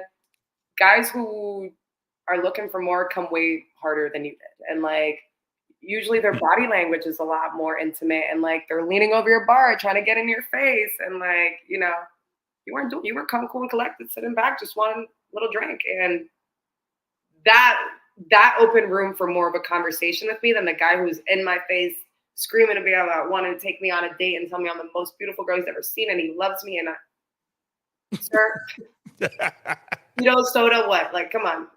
It's like, sir, would you like another round? Because that's why I'm here. Also read the room. I'm there to work. Do you think I'm really like in the mindset where I'm like, oh, I'm on my hinge time right now? What, right, left? Like, no. Like, okay. Guys gotta read the room. I really appreciate this because this is something that I have a hard time teaching guys when they do come at me. I'm like, because there are a lot of coaches out there, right? Especially in the red pill community. And guys are doing Zoom calls and they're doing this and that. They're making videos. I don't do that. I'm like, look, if you want to work with me, we got to go outside into the trenches. Yeah. That's what I want to see you. I want to take you somewhere. They won't know. Well, now they know because you've done the video, but I'll take them somewhere. I want to see how they talk to the bartenders. I want to see, all right, can you read the room? Like, can you determine which woman is actually interested in you? I want to see your approach. I'm doing all that. I want to see what kind of courage you got. So that's how I do it. Because we could talk about this till we're blue in the face. Guys don't, as soon as a pretty girl looks at a guy and winks, he loses it. Like he just falls apart. Yeah, I've seen it. No, the amount of guys who've tried to order from me and have literally stuttered over their entire order. Last week, it was on Saturday. All this guy wanted was Tito soda and a rum and Diet Coke. When I tell you this man couldn't get rum and Diet Coke out to save his life, he stopped himself and goes, gosh, I've never stuttered like that before. I'm like, it's okay, honey. What do you want? She called me honey. Will you marry me? It's like, or hey, babe. Oh my God. Or like when the girls who come in with their boyfriend, I'm like, hey, babe. Like, I don't mean it like that. I'm just, I don't know your name. What do you want me to call you? Like, right. I'm just trying to be cool here. I just need to know what the drink order. Like my customers are always darling, babe, honey, sweetie. Like, you took a page right out of my book. That's how I get down because I'm terrible with names. I'm just so bad with names. Hi, love. Oh, you have a great memory. I do not. Yeah, no. I love. That's me. Hey, love. What's good, baby? I see you. That's like barcode 101. You go to one of the nicknames, and then we turn around and like they'll hand us the credit card. I'm like, okay, David, awesome. Thanks, David. Have a great day. Oh, the bartender remembered me. I'm like, yes, I did my job. Did my job. So, all right, we're gonna transition out of the dating space. I don't know if there's anything you wanted to ask of me. But I figure we'll transition out because we could talk about this for hours and hours. There's so much to say. Yeah, we'll pick this up at a later time. So you are a homeowner. I am. I mean, hey girl, that's what's up. Now, how are you feeling about what's going on now in the real estate climate? Because I mean, are you watching it like a hawk or are you just kind of like, I'm good, I'm in? I mean, when I first bought my house, I bought my house during COVID, which was the best time probably that I could have ever bought a house. Interest rates were to the floor. My interest rate on my home was 2.62, which Damn. Like my closer at the time was like, this literally just pissed me off. Like you're 23 years old and I'm closing you at a 2.62 interest rate on your mortgage.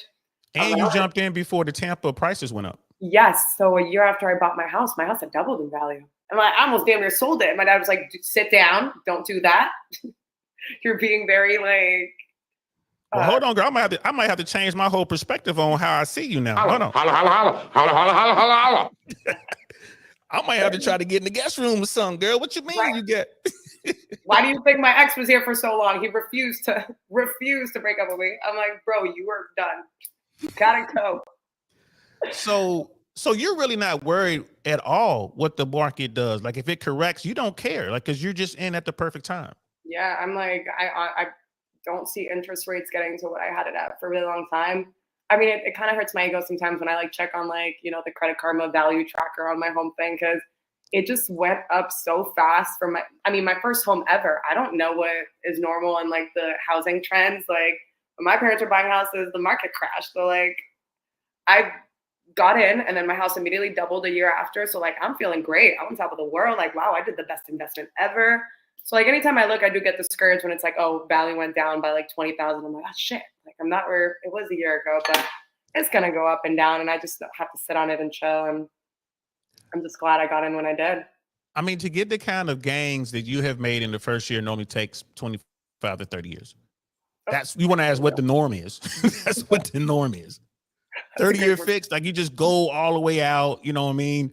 And like, okay, at the end of that, we got grandkids like, okay, we doubled the value. Did it. Right. You did it year one. It's like, yeah, I got pretty lucky. I don't know, like it's just everything. I feel like I'm very like the universe and vibes and like, things. You're such a girl. Like, as I started doing like things that made me happy or like things I was really passionate about, everything else just kind of fell in line. I feel like when you do things you love, you are way more determined to see it through. Which is crazy. So are you like into astrology and all that kind of stuff? Like, am I supposed to tell you I'm a Capricorn and I mean, Venus, listen, moon? girls love this and are so into it.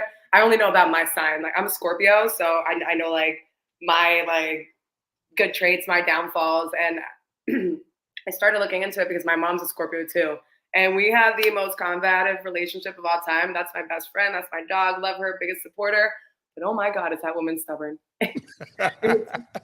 It takes a lot for me to see like I am my mother's daughter. We are the same person, and that's why we clash so heavily. Like my father, I called him the other day after we got into this big ass fight when she stayed with me, and he was like, "I can't." He's like, "I need to go. I can't listen to either of you right now." He's sick and tired of us. That is crazy. We got Brother Chris Smokey hat with the $10 super chat, bro. I appreciate you, bro. Appreciate the $10, man. That's going to the cocaine and shot fund for me and Mel. No, I'm just kidding. We're gonna put that to good I use. don't partake. Yeah, well, it's gonna go to the what is it? The devil's lettuce and shot fund. Lettuce. Yep, absolutely. Brother Chris wants to know, like, what up, DL? Good evening to the chat. What are we discussing today? Happy to be here, by the way. Happy to have you, brother. We just talked about the crazy upside down dating world. Sister Mel is she told us her whole life story, and now she's a bartender at some high-end, really nice places and some strip clubs as well. And she was telling us what she sees from behind the bar. We haven't gotten into her craziest stories yet. We're saving that for the end of the story, end of the show. But now we're talking about real estate. Sis bought in 2019 here in Tampa, and then bam, 12 months later. 2021. 2021. During COVID. And then bam, you doubled your house doubled in value. And then it started dropping, but yes, doubled in value. We're still up. So your perspective, you have a unique perspective being in the service industry and the bars, especially in the strip clubs. I always use the strippers as my canary in the coal mine when it comes to the economy. My theory is they see when the money starts to dry up first. Starting bartenders. And especially bartenders. So are you noticing, is there like a change? Do you see that the money is starting to slow down a little bit? I mean, absolutely. Like so our slow season just so happens to be the summer because it's when like I said, I'm a bartender nightclub because kids are at school. The adults don't have time for shit. The adults are doing family oriented thing. The summer is usually to do family oriented stuff unless you're like single or with, a single young adult. The holidays is where we make most of our money. So between that, like week before Thanksgiving to maybe the week after spring break is our money makers. That's when like, I'm not giving up my shifts. I'm picking up everybody's shifts, like, because the money's good. People are traveling, like people are getting married, celebrating X or Y. Lately, our season has been so slow that it almost feels like we're still out of season. Like, Wow. yeah, I've had some really good days lately that have made up for the fact that the majority of the months have been pretty slow. But for the most part, this year was pretty slow. And I think, like you said, the economy is slowing down right now. I think we are going in a recession. We're headed that way. I mean, money is just really expensive right now. I mean, you look at where the interest rates are, the Things are Fed. expensive. Yeah. Oh, and They're literally his sister, expensive. it's crazy. Miss AKA lady, she is in the business. So she's saying, don't look at your value too often unless you're trying to sell. Talking about the home. It's like a mutual fund, long-term gains, and is the mission. I need all this advice because obviously I have no idea. Like, I just bought a home. I have no idea. You don't do anything with that house. Do not sell that house. Do not That's what my refinance. father said. Stay at 2. I mean, you're under 3%. Here's the thing. We may never get under 3% again in my lifetime. You might be like my age before you see 3% below 3% interest rates. To think of. Last time my closer was so mad, I didn't even understand what he was talking about. I'm just like happy to be here. That's why the closer was mad. Like, holy, his whole life he ain't never seen it. Like, look at this hot girl coming in here buying his house and just, hand it to her. Right. So yes, that's what. So whatever you do not touch your mortgage. Leave that where it is, no matter what. Do whatever you got to do, but don't touch that. Don't refinance. Don't HELOC. Don't do any of that until it's time to move away for good. And when you time to move, that's when you cash out, take your stuff, and leave the country. Go live in Bora Bora somewhere. So you're seeing the effects of what's going on with today's market, and this is just the beginning. So do you anticipate this getting worse? I mean, I hope not. Like, I want to keep bartending and I want to keep doing this, but like, I just think, especially in Tampa, like everything's so expensive. Like the rental space in Tampa is outrageous. My girl I work with, she's paying almost $3,000 a month for a 600 square foot studio in Channelside. What? Yes. Yeah, it's like 26 something, 640 square feet to live in a high rise in Channelside. So it's just like when people are paying, that's getting close. But that's my target audience too. The Channelside, Water Street crowd, the people who like, they're paying exorbitant amount of money in rent. So when it comes to tip money, not many people are trying to tip because the service is already so expensive. Jesus, that is getting close to LA numbers. I moved here from LA. For not an LA lifestyle. For not an LA lifestyle. That's getting close to LA numbers. Damn, yeah. I didn't realize it was. I think the average rental in Tampa is 2,000. I think that's the average or median. That's the median. But then you see everybody in the chat is telling you. I know, now everyone's telling me. I'm like so intrigued now. Like, what's everyone's like? Yeah, don't get rid of that house. Like, do whatever you do not get rid of that house. Do not refinance. This is good. Finance. Girl, you are golden. You are golden. Like, and at the end, I mean, yeah, you might lose some value here and there. It's going to be like little peaks and valleys or whatever. But on a long term, when you're ready, I mean, ideally, you want to just give it to your kids or whatever. Yeah. I think I would just rent it. Before ever selling, I would just kind of rent it. Because what I can charge in Tampa for that is way above my mortgage. I mean, think about it. Look at today's rate. This Miss AK lady, she's in the business. 7.51% is today's rate. Like 7.51. Right. That don't even sound okay. And I mean, when I was coming up, like as a kid, back in the I guess the early 80s, it was double-digit percentage rates on homes. You would be lucky to get 12, 15% or higher on your home with that's like excellent credit, 30-year fixed. Yeah, I don't even remember what my credit was at the time. I was like in the 700s. It was nothing crazy.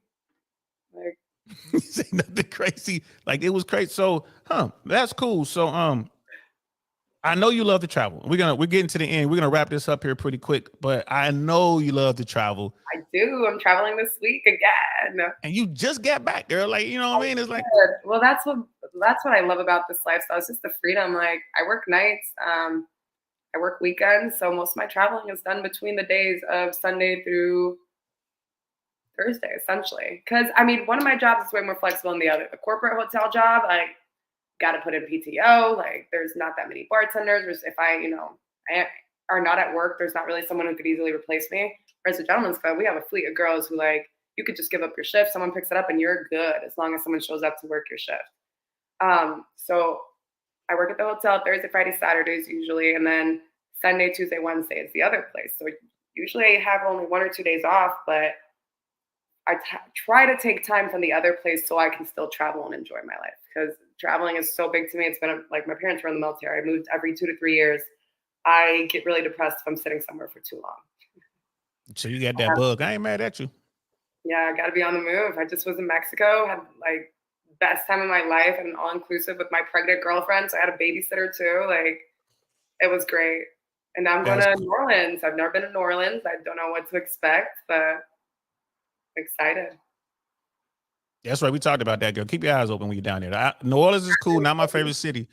But yeah, just keep. But you're going with a good group, so yeah, you're gonna be fine. People that I trust and like who will make sure I'm okay. So yeah, and Miss AKA, she wanted to be clear. It's like she works in the commercial mortgage space, so these are commercial rates that she's saying. But that's what's really going to hurt the economy the most. I'm pretty sure you haven't been following this, but so corporations take out these loans for like 3 to 5 year loans to finance their operations, right? So you're talking like tens of hundreds of millions of dollars. And they finance that money. Well, they've been financing that money, let's say at 3.5, maybe 3.75%. Mm-hmm.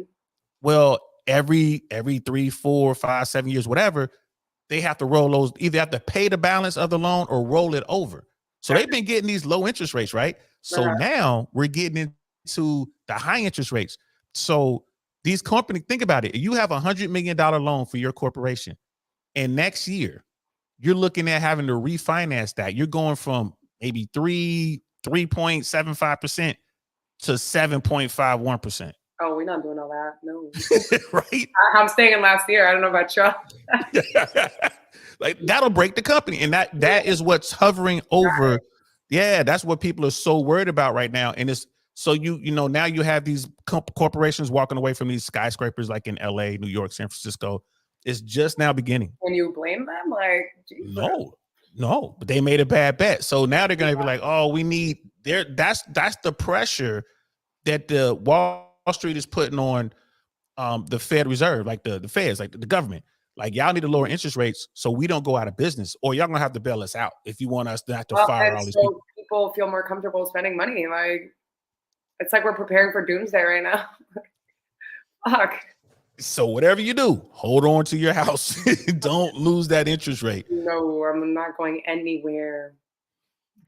So now we're at the end of the show. We're coming up on, because I know you got to get ready to do what you got to do. And, like I said, night owl, getting ready for my functions. Yeah. So I just wanted to get a couple. This is the segment of the show that we're just going to call story time. I just want to hear you tell us a couple good stories from your travels. And hold on, we got a sound effect for that. Ooh. So y'all ready? Here we go. Everybody sit down, please. It's story time. It's story time. Craziest thing you've seen in the strip club? Oh God, I've seen a lot. Okay, so there's like crazy funny ones, and there's like, there's like crazy. This is very different scenarios. I mean, I've seen crazy stuff in terms of celebrities. Like my first shift ever live at the strip club, because obviously when you start working somewhere, you have to train for like 2-3 weeks, however long they want you to train for. Because I've been in the industry so long, they knew where I worked, and they hired me because where I worked. So I only trained for like 2 days. My first shift ever live was on a Tuesday, and Tuesdays in Tampa are huge. Everyone gets excited around Taco Tuesdays. You go have tacos somewhere. You go to Ybor, and then go to the dingy college bars, and you end up at the strip club. That's always the final. My first shift ever, my manager, I'm so excited. I'm live. I'm actually cashing people out under my name. I'm making money. My manager come up to me and goes, I need you to close everyone out. I'm closing your bar. And I'm like, did I do something wrong? And he was like, no, close everyone out and then we'll talk. I'm like, Jesus, okay. So I'm like, hi, sorry guys, I need to close you out, blah, blah, blah. Closed all the people that were sitting them. They essentially get like escorted out of my section. And then they start roping. So like, you know where my bar, how it is. So there's like Yeah. the back one. There's a stripper pole right there. So they start roping off the section in front of my well, which for those who aren't familiar with a well, my well is where I keep my ice, my bottles, and that's what I work out of. That's a well. So they're sectioning off the well in front of me. And I'm like, okay. So the manager forgets to even like keep me in the loop because he's running around with his head cut off trying to organize whatever the hell's about to happen in front of me. I finally come over, I'm like, what's happening? He goes, oh, I forgot to tell you, you're serving a private section for Jack Harlow and his friends. I'm like, okay, very cool. And for those of you who don't know who Jack Harlow is, he's just a pop singer. He also is an actor, very prevalent in the Tampa area. He loves Tampa. But that was my first shift, celebrating a celebrity or bartending for a celebrity privately for him and his friends in a personal section. Wow. So that's one of my craziest stories. And I mean, the amount of celebrities I've touched since I've been there and at the other hotel is insane. And that's one of the greatest things of bartending. Celebrities love to have their own parties and drinks. So they're just like us. That's crazy. And you told me of stories of big money dudes who be kind of beefing. Oh, like, yeah, we were talking about that. Another thing I've seen that I've never experienced, and you get this more at strip clubs, egos. So like I was saying, there's guys who need to throw $20,000 a day at a strip club on a Tuesday night, a Monday, a Wednesday.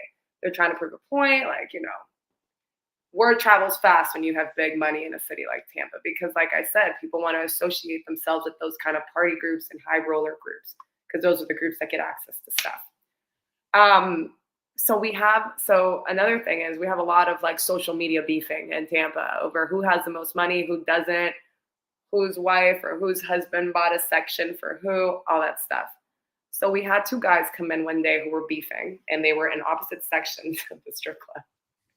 And so when you get to the strip club, you sit in your section, you order your bottles, you wait for your bottles, and you get to put in orders for money if you want to throw ones on dancers. So I guess the one guy really was upset that the other guy was even allowed in the establishment. So he told the manager, he's like, how many ones do you have in the building? The manager gave him a certain number, and he goes, I want to buy every single one and put on the sign, you get no money, and show it to the other guy. I'm like, not having that much time. That was like, you just bought out all the ones at a strip club because you have some petty social media beef. And y'all, the strip club ain't smart. This is one of the top ones in town. So just imagine the amount of money that they had sitting. How many ones they had sitting in. Just imagine the people who had to count that. Like, thank you so much. But like the fact that I have to sit here and unfold and uncrimple all these ones. Hey. all over some social media beef. I'm like, well, that just made our day. It was like a Wednesday. No, who's partying on Wednesday? I've never heard of that. Someone's gonna come in and just I've heard of like Sean Combs, Puffy and them back in the day come in and buy out the bar. This is before people were doing bottles. They'll go into a club, just buy out the bar, now all the drinks are free. I've heard of that. But a dude coming in, so I'm in the strip club and I want all the singles just so dude can't get no singles over there. Like, he's not throwing a single dollar today. I'm like, okay, you got it, boss. That is girl, that's insane. Brother Mandrell with the $10 super chat, man. I appreciate you, bro. He's like, you're telling me that guys are actually so thirsty that they are calling women on IG and they didn't ask for her number. I'm going to need you to explain that. Okay, so sometimes when I'm unwilling to, I mean, I am usually very unwilling to give my number because I've had really bad luck with very creepy individuals. Like, I want to see if I can show y'all something. What's his name? I can't think of his name right now, but I need to. You're about to put him on blast. Oh, I was about to scroll through some outrageous stuff. What's his name? Oh, his name is, I can't say it out loud. This is what happens when you, I don't know if y'all can see, when you attempt. Those are all messages, and that's Instagram. No, that's my number. That's like the one time I gave my number out to someone who looked very normal. I responded to one message, and then for literally the rest of my life. You wrote you a novel. God damn. This is different days over different months, like on many different topics. Like he just wouldn't stop. He just talks to himself, like, and I feel bad, but I'm just like, my guy. So I refuse to give my number. I refuse to give my number out now. So I give my Instagram handle because every time I'm working, you've seen it, I post my little promo saying where I'm going to be, the hours I work, come play, come party, come drink, like come take a shot with me. And that's how people know where I'm working, where to come and kind of support the business. What happens sometimes, especially when people are trying to get me to put them down on lists or stuff, they'll call. They know I can't see my, I'm sorry, I'm sick. They know I can't see my messages all the time. So they'll just like harass me by cell phone. Be like, oh, she's going to see the call. She's going to see the call. But yeah, most of the time people just get carried away and are like, okay, so we know she gets off at 3 a.m. from her bartending job. So she'll definitely be down to go to the after party by 4:30. Maybe we could keep her here till 5. So let's blow her up and let her know where we're at so she can come party with us now. Like my guy, no. And I'm here to tell you, I've been in the game a long time. And just so you guys know, like Mel is real cool. Like I will put her definitely in a class by herself. It's not a lot of women, especially in the business, who are this open and just relaxed.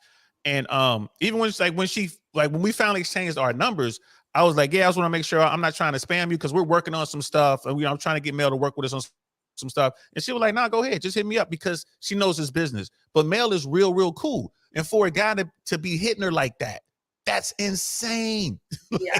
That's I'm like very nice too. I hate hurting people's feelings. And most of the times it is my fault because I like, oh no, you can text me anytime, blah, blah, blah. But by any time, I did not mean harass me. right. I'm not hitting you up at 4 a.m. And you told me that, like, I don't worry, just hit me, send me that stuff. Right. And I have no problem having a conversation with someone if it's genuine and nice and not harmless, but like respect my time. Like my days off, I'm not really trying to like just, as much as I love my regulars and the people I'm around, I have a life too.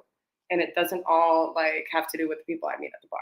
Like I like to disconnect. I also dissociate very heavily during my shifts. Like people don't really understand how hard what we do is. Like there's 2 kinds of bartending. There's dive bar bartending where you're doing 1 liquor, 1 mixer. And then there's the mixology, which is what I do at the hotel. And sometimes at the strip club, which you're making craft cocktails all night long, Vesper martinis, dirty martinis, Disaronno sours, whiskey sours, like high level, like mojitos, sex on the beach. It's the garnishes, girl. I see y'all back there cutting shit and the garnish is the easiest part. The easiest part.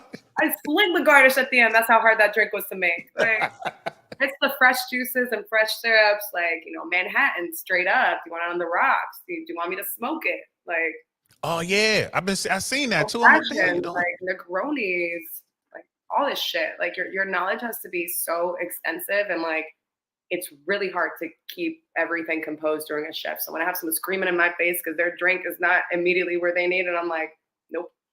Now, and I the only drink I would ever hit you with, like if I didn't know you, whatever, but the only drink I would get is a size. I'll order a sidecar, with no sugar rim. No sugar rim. Yep. You no like sugar rim. You like a Hennessy sidecar. Yes. Yeah. Hennessy sidecar, no sugar. And look at Brother Pitney. He's like, he sent her a dissertation. Like he sure did, bro. That ass, like. And I'm not even like nothing. Like I literally maybe gave him a conversation like twice. Like that's crazy to me. So what advice would you give the guys? All right, this is we're gonna end on this. This is the last piece. And again, I want to thank you again, sis. Thank you so much for doing this. This is a great show. What advice would you give to the red pill guys who are watching this, to the bottom 80 dudes, the invisible men who are just like, man, I can never get a woman like her and da. What advice would you give to them? And we'll just give us like maybe 2 or 3 things you would say, hey man, start here. Confidence. Number 1, confidence. If you're already putting yourself down, I'm going to notice that. If you're not confident and if you're not sure that you could get a girl like me, I believe you, because you're not going to come through as your best self. You're not going to be the funny guy. Like girls like funny guys. If you make me laugh, you're already ahead in the good looking guy, honestly, because the good looking guy could be a bimbo. The good looking guy can be not funny. And it happens a lot. So confidence, definitely just make sure you're presenting yourself as your true, genuine self. Like whatever you believe your best qualities are, present that, because that's where your confidence is going to radiate, and where I'm going to be like, okay, he just approached me. Like, okay, what do you got to say? Like, like that's impressive. Confidence, communication. Like, God, there's so many times where I've had to just like sit there and kind of like dig at a guy to even figure out what he's even trying to say or what his intentions are, or like what he even wants from something. And that's like the most unattractive thing as well too, having to sit there and kind of figure out where someone even is trying to take something with you. So confidence, communication, and what would I make my last one? There's so many. I would say keep it exciting too. Like, Don't be boring. don't be boring. Like, if you're telling me the same thing 35 of the guys are telling me, like, oh, baby boy, I heard it already. Like you got to set yourself apart from your competition. Because if you're just like all of them, and I could quite easily just pick any of them, like, and then it becomes tougher than you. If you set yourself apart, like, if you're like the guy who like is very spontaneous and like just hit me up and was like, oh, hey, like, would you ever be interested in doing something like this? Or like, have you ever thought of doing something like this? Would you be down? Like, yeah, cause like I have this guy who, very cool, very quick story. So I made a Hinge a year ago when I got out of my 3-year relationship. Yeah, no, everyone's like, why are you gonna be on Hinge? And I'm like, I just am not finding what I'm looking for. And I just got out of this toxic relationship. I need to see what's out there. And I need to like, I also didn't have any game after 3 years of being in like a relationship. Like no one has game. I didn't even know how to date. I hadn't been on a date in so long, even though I was in a relationship. So now I'm like back in the dating game. Like, what does this even look like? Let me make a Hinge so I can ease myself into it and start talking to people because I'm very awkward. I'm very awkward and uncomfortable, which might be weird for you hearing because you see how comfortable I am behind the bar. But like I said, that's business. Yeah, I gotta get a little cap on that, girl. Like who That's you business, what? but that's business. That's my job.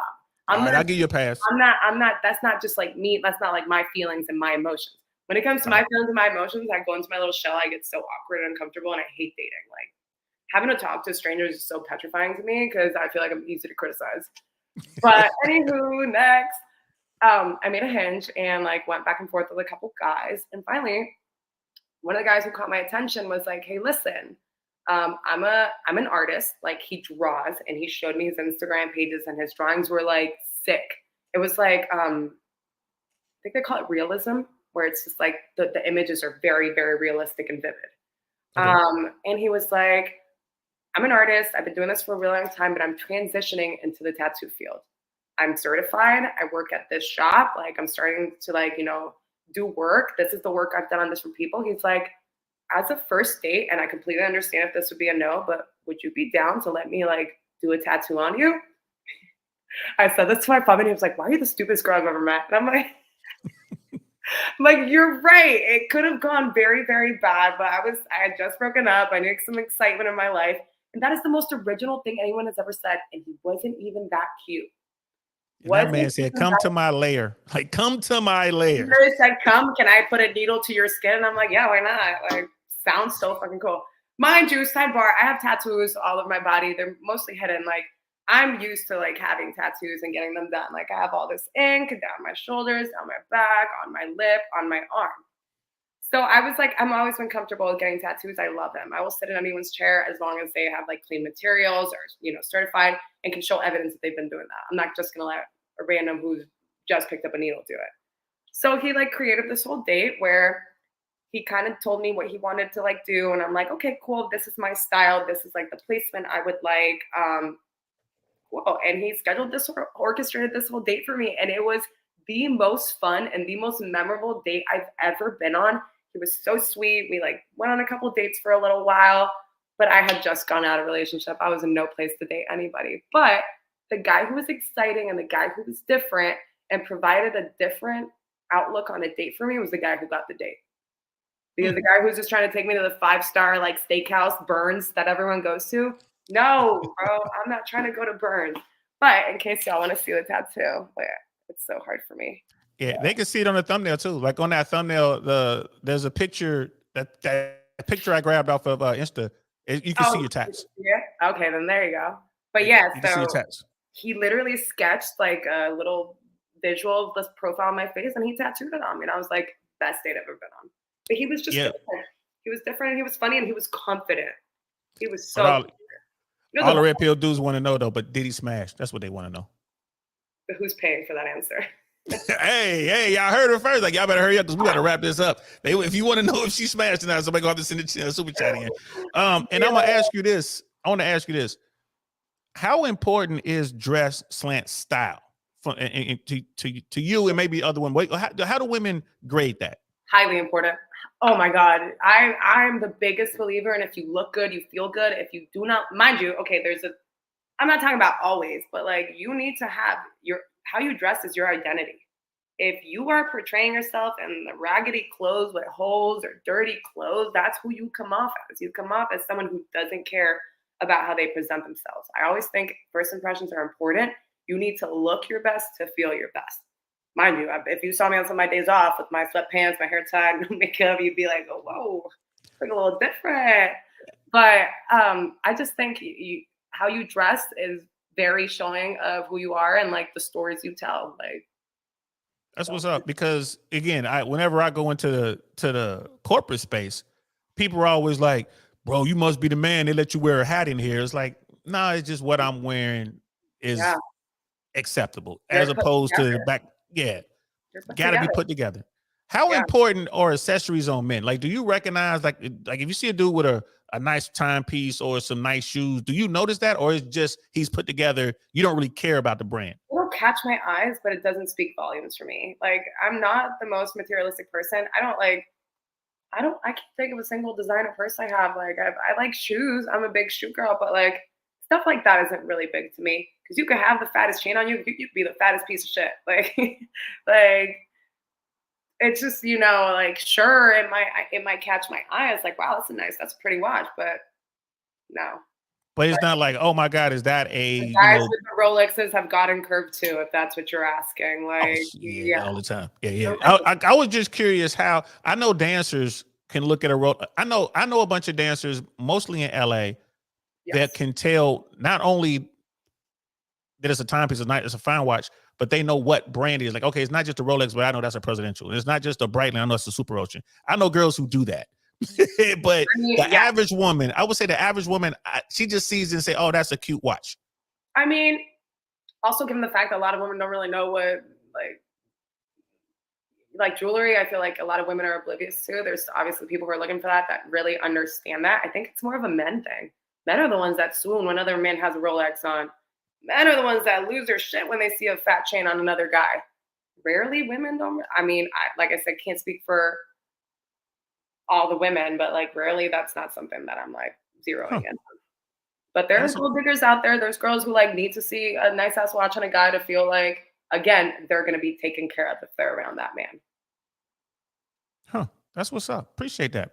Brother Donald's let me know, heads up, George Gammon is on Fresh and Fit right now. George Gammon is the rebel capitalist. He's a self-made guy, lives in Colombia now, self-made millionaire, and he's on my favorite show, Fresh and Fit. Those are my buddies. We talked about Myron and Fresh. We talked about, you know who they are. We'll leave it there. So, but yeah, I'm gonna go check that out. Brother D-Mac is in the building, man. Good to see you, bro. I guess nobody wants to know if dude smashed or not. I guess they'll be hitting you up on your Instagram. Right. Don't even worry about it. We don't gotta get into all that. Yeah, we ain't gotta talk about it. It's fine. I guess we ain't gotta talk about it. I want to thank you so much for doing this interview, girl. This is the most fun I've had in a very long time. This is fire. It's telling of our bar relationship. We always have fun when we talk. Yeah, we do. I think people get jealous. Yeah, they do. You know what I mean? Because we are having so much fun. we're having so much fun on our side of the bar. Facts. We always stay lit. Stay lit. And so that's cool. Do you want to plug any of your socials? Hey, we're talking about maybe you're gonna do a podcast. Maybe you want to talk about that? So once we started talking about this podcast on, was it Saturday or Friday? I think we came in. Saturday. Yeah. So he obviously presented this idea to me. I'm like, I'd love to talk. I would love to. Like, yeah, I could talk to the wall. I have so much fun like telling my story. And me and a couple other of the bartender girls, we've always talked about kind of having our own podcast where we, in the same fashion I kind of did right now, we all tell about, how did we get here, our bar stories, like our perspectives on different kinds of topics, such as like dating, money, the service industry, and kind of just like culture. And we're going to call it the after hours because usually after bar, you go to the after hours. So. And I have promised to help. I have StreamYard. We can do this. I can produce from the back. I won't be on it. I'm not going to show my old face, but I'll be behind the scenes, pulling up everything and making everything happen. With some of the other Tampa's finest bartenders who are amazing people, really great friends. So tell everybody where they can find you. So you can find me on my Instagram, Melody with 2 Y's .Morales. That's kind of the only social media I use. And if you're ever in Tampa, please stop by the Penthouse Club on West Shore. I can't disclose the other place, but just know it's a hotel in Channelside. You can get to me. Yeah. If y'all want to go to the other place, I got to hit me up and I'll take you. I'll walk you right in. I'll walk you right in. He'll give me the call that he's bringing his closest friends, and then you can all make it in. It's only going to cost you a bottle. That's fine. We're going to work something out. Don't worry about it. Don't worry about it, but I'll get you in there. We're going to go kick it with Mel, and definitely check her out, the Penthouse. They actually have food in the Penthouse, not as good as Scores, but it's good. It's good. Did you just say not as good as Scores? Man, I'm sorry. That Penthouse slander has to stop. I'm just trying to say, man, them pops, them lamb pops, and that filet they got over at Scores. Okay, yeah, the lamb chops, the lamb lollipops are fire, but the ribeye at Penthouse, come see it. All right, we're gonna have to fight about that at a later day. Listen, thank you so much. Brother Dino is saying goodbye. He's like, great conversation. Have a great day, Mel. Come back soon. Look, they want you to come back and everything. Shout out to everybody who was here. Appreciate you, girl. I appreciate everyone who was here. The chats. This is a really good show. I can't go through and name everybody. Brother Mandrell and brother Chris Smokey Hat, thank you so much for the super chats, man. We really appreciate that. That is going to the Devil Lettuce Fund. We're gonna have some fun with that. No, I'm just kidding. It's going to equipment. Not kidding. It's going to equipment. That's the standard line. So I guess it's time for us to wrap this up. This was so much fun. We're definitely gonna get Mel back. We're gonna give her a little time. We're gonna get her back. I found a place that actually we might be able to do a live podcast. I found a place. That'd be great. I'll tell you about it offline. So that is it. I'm DL Saint. That's Mel. This is I Really Want to Know podcast. I will see y'all tomorrow, 1 p.m. We're going to be talking about some finance stuff, y'all. Peace. Thank you, guys. Have a great night. Nothing like I've ever seen. It's just a thing of beauty.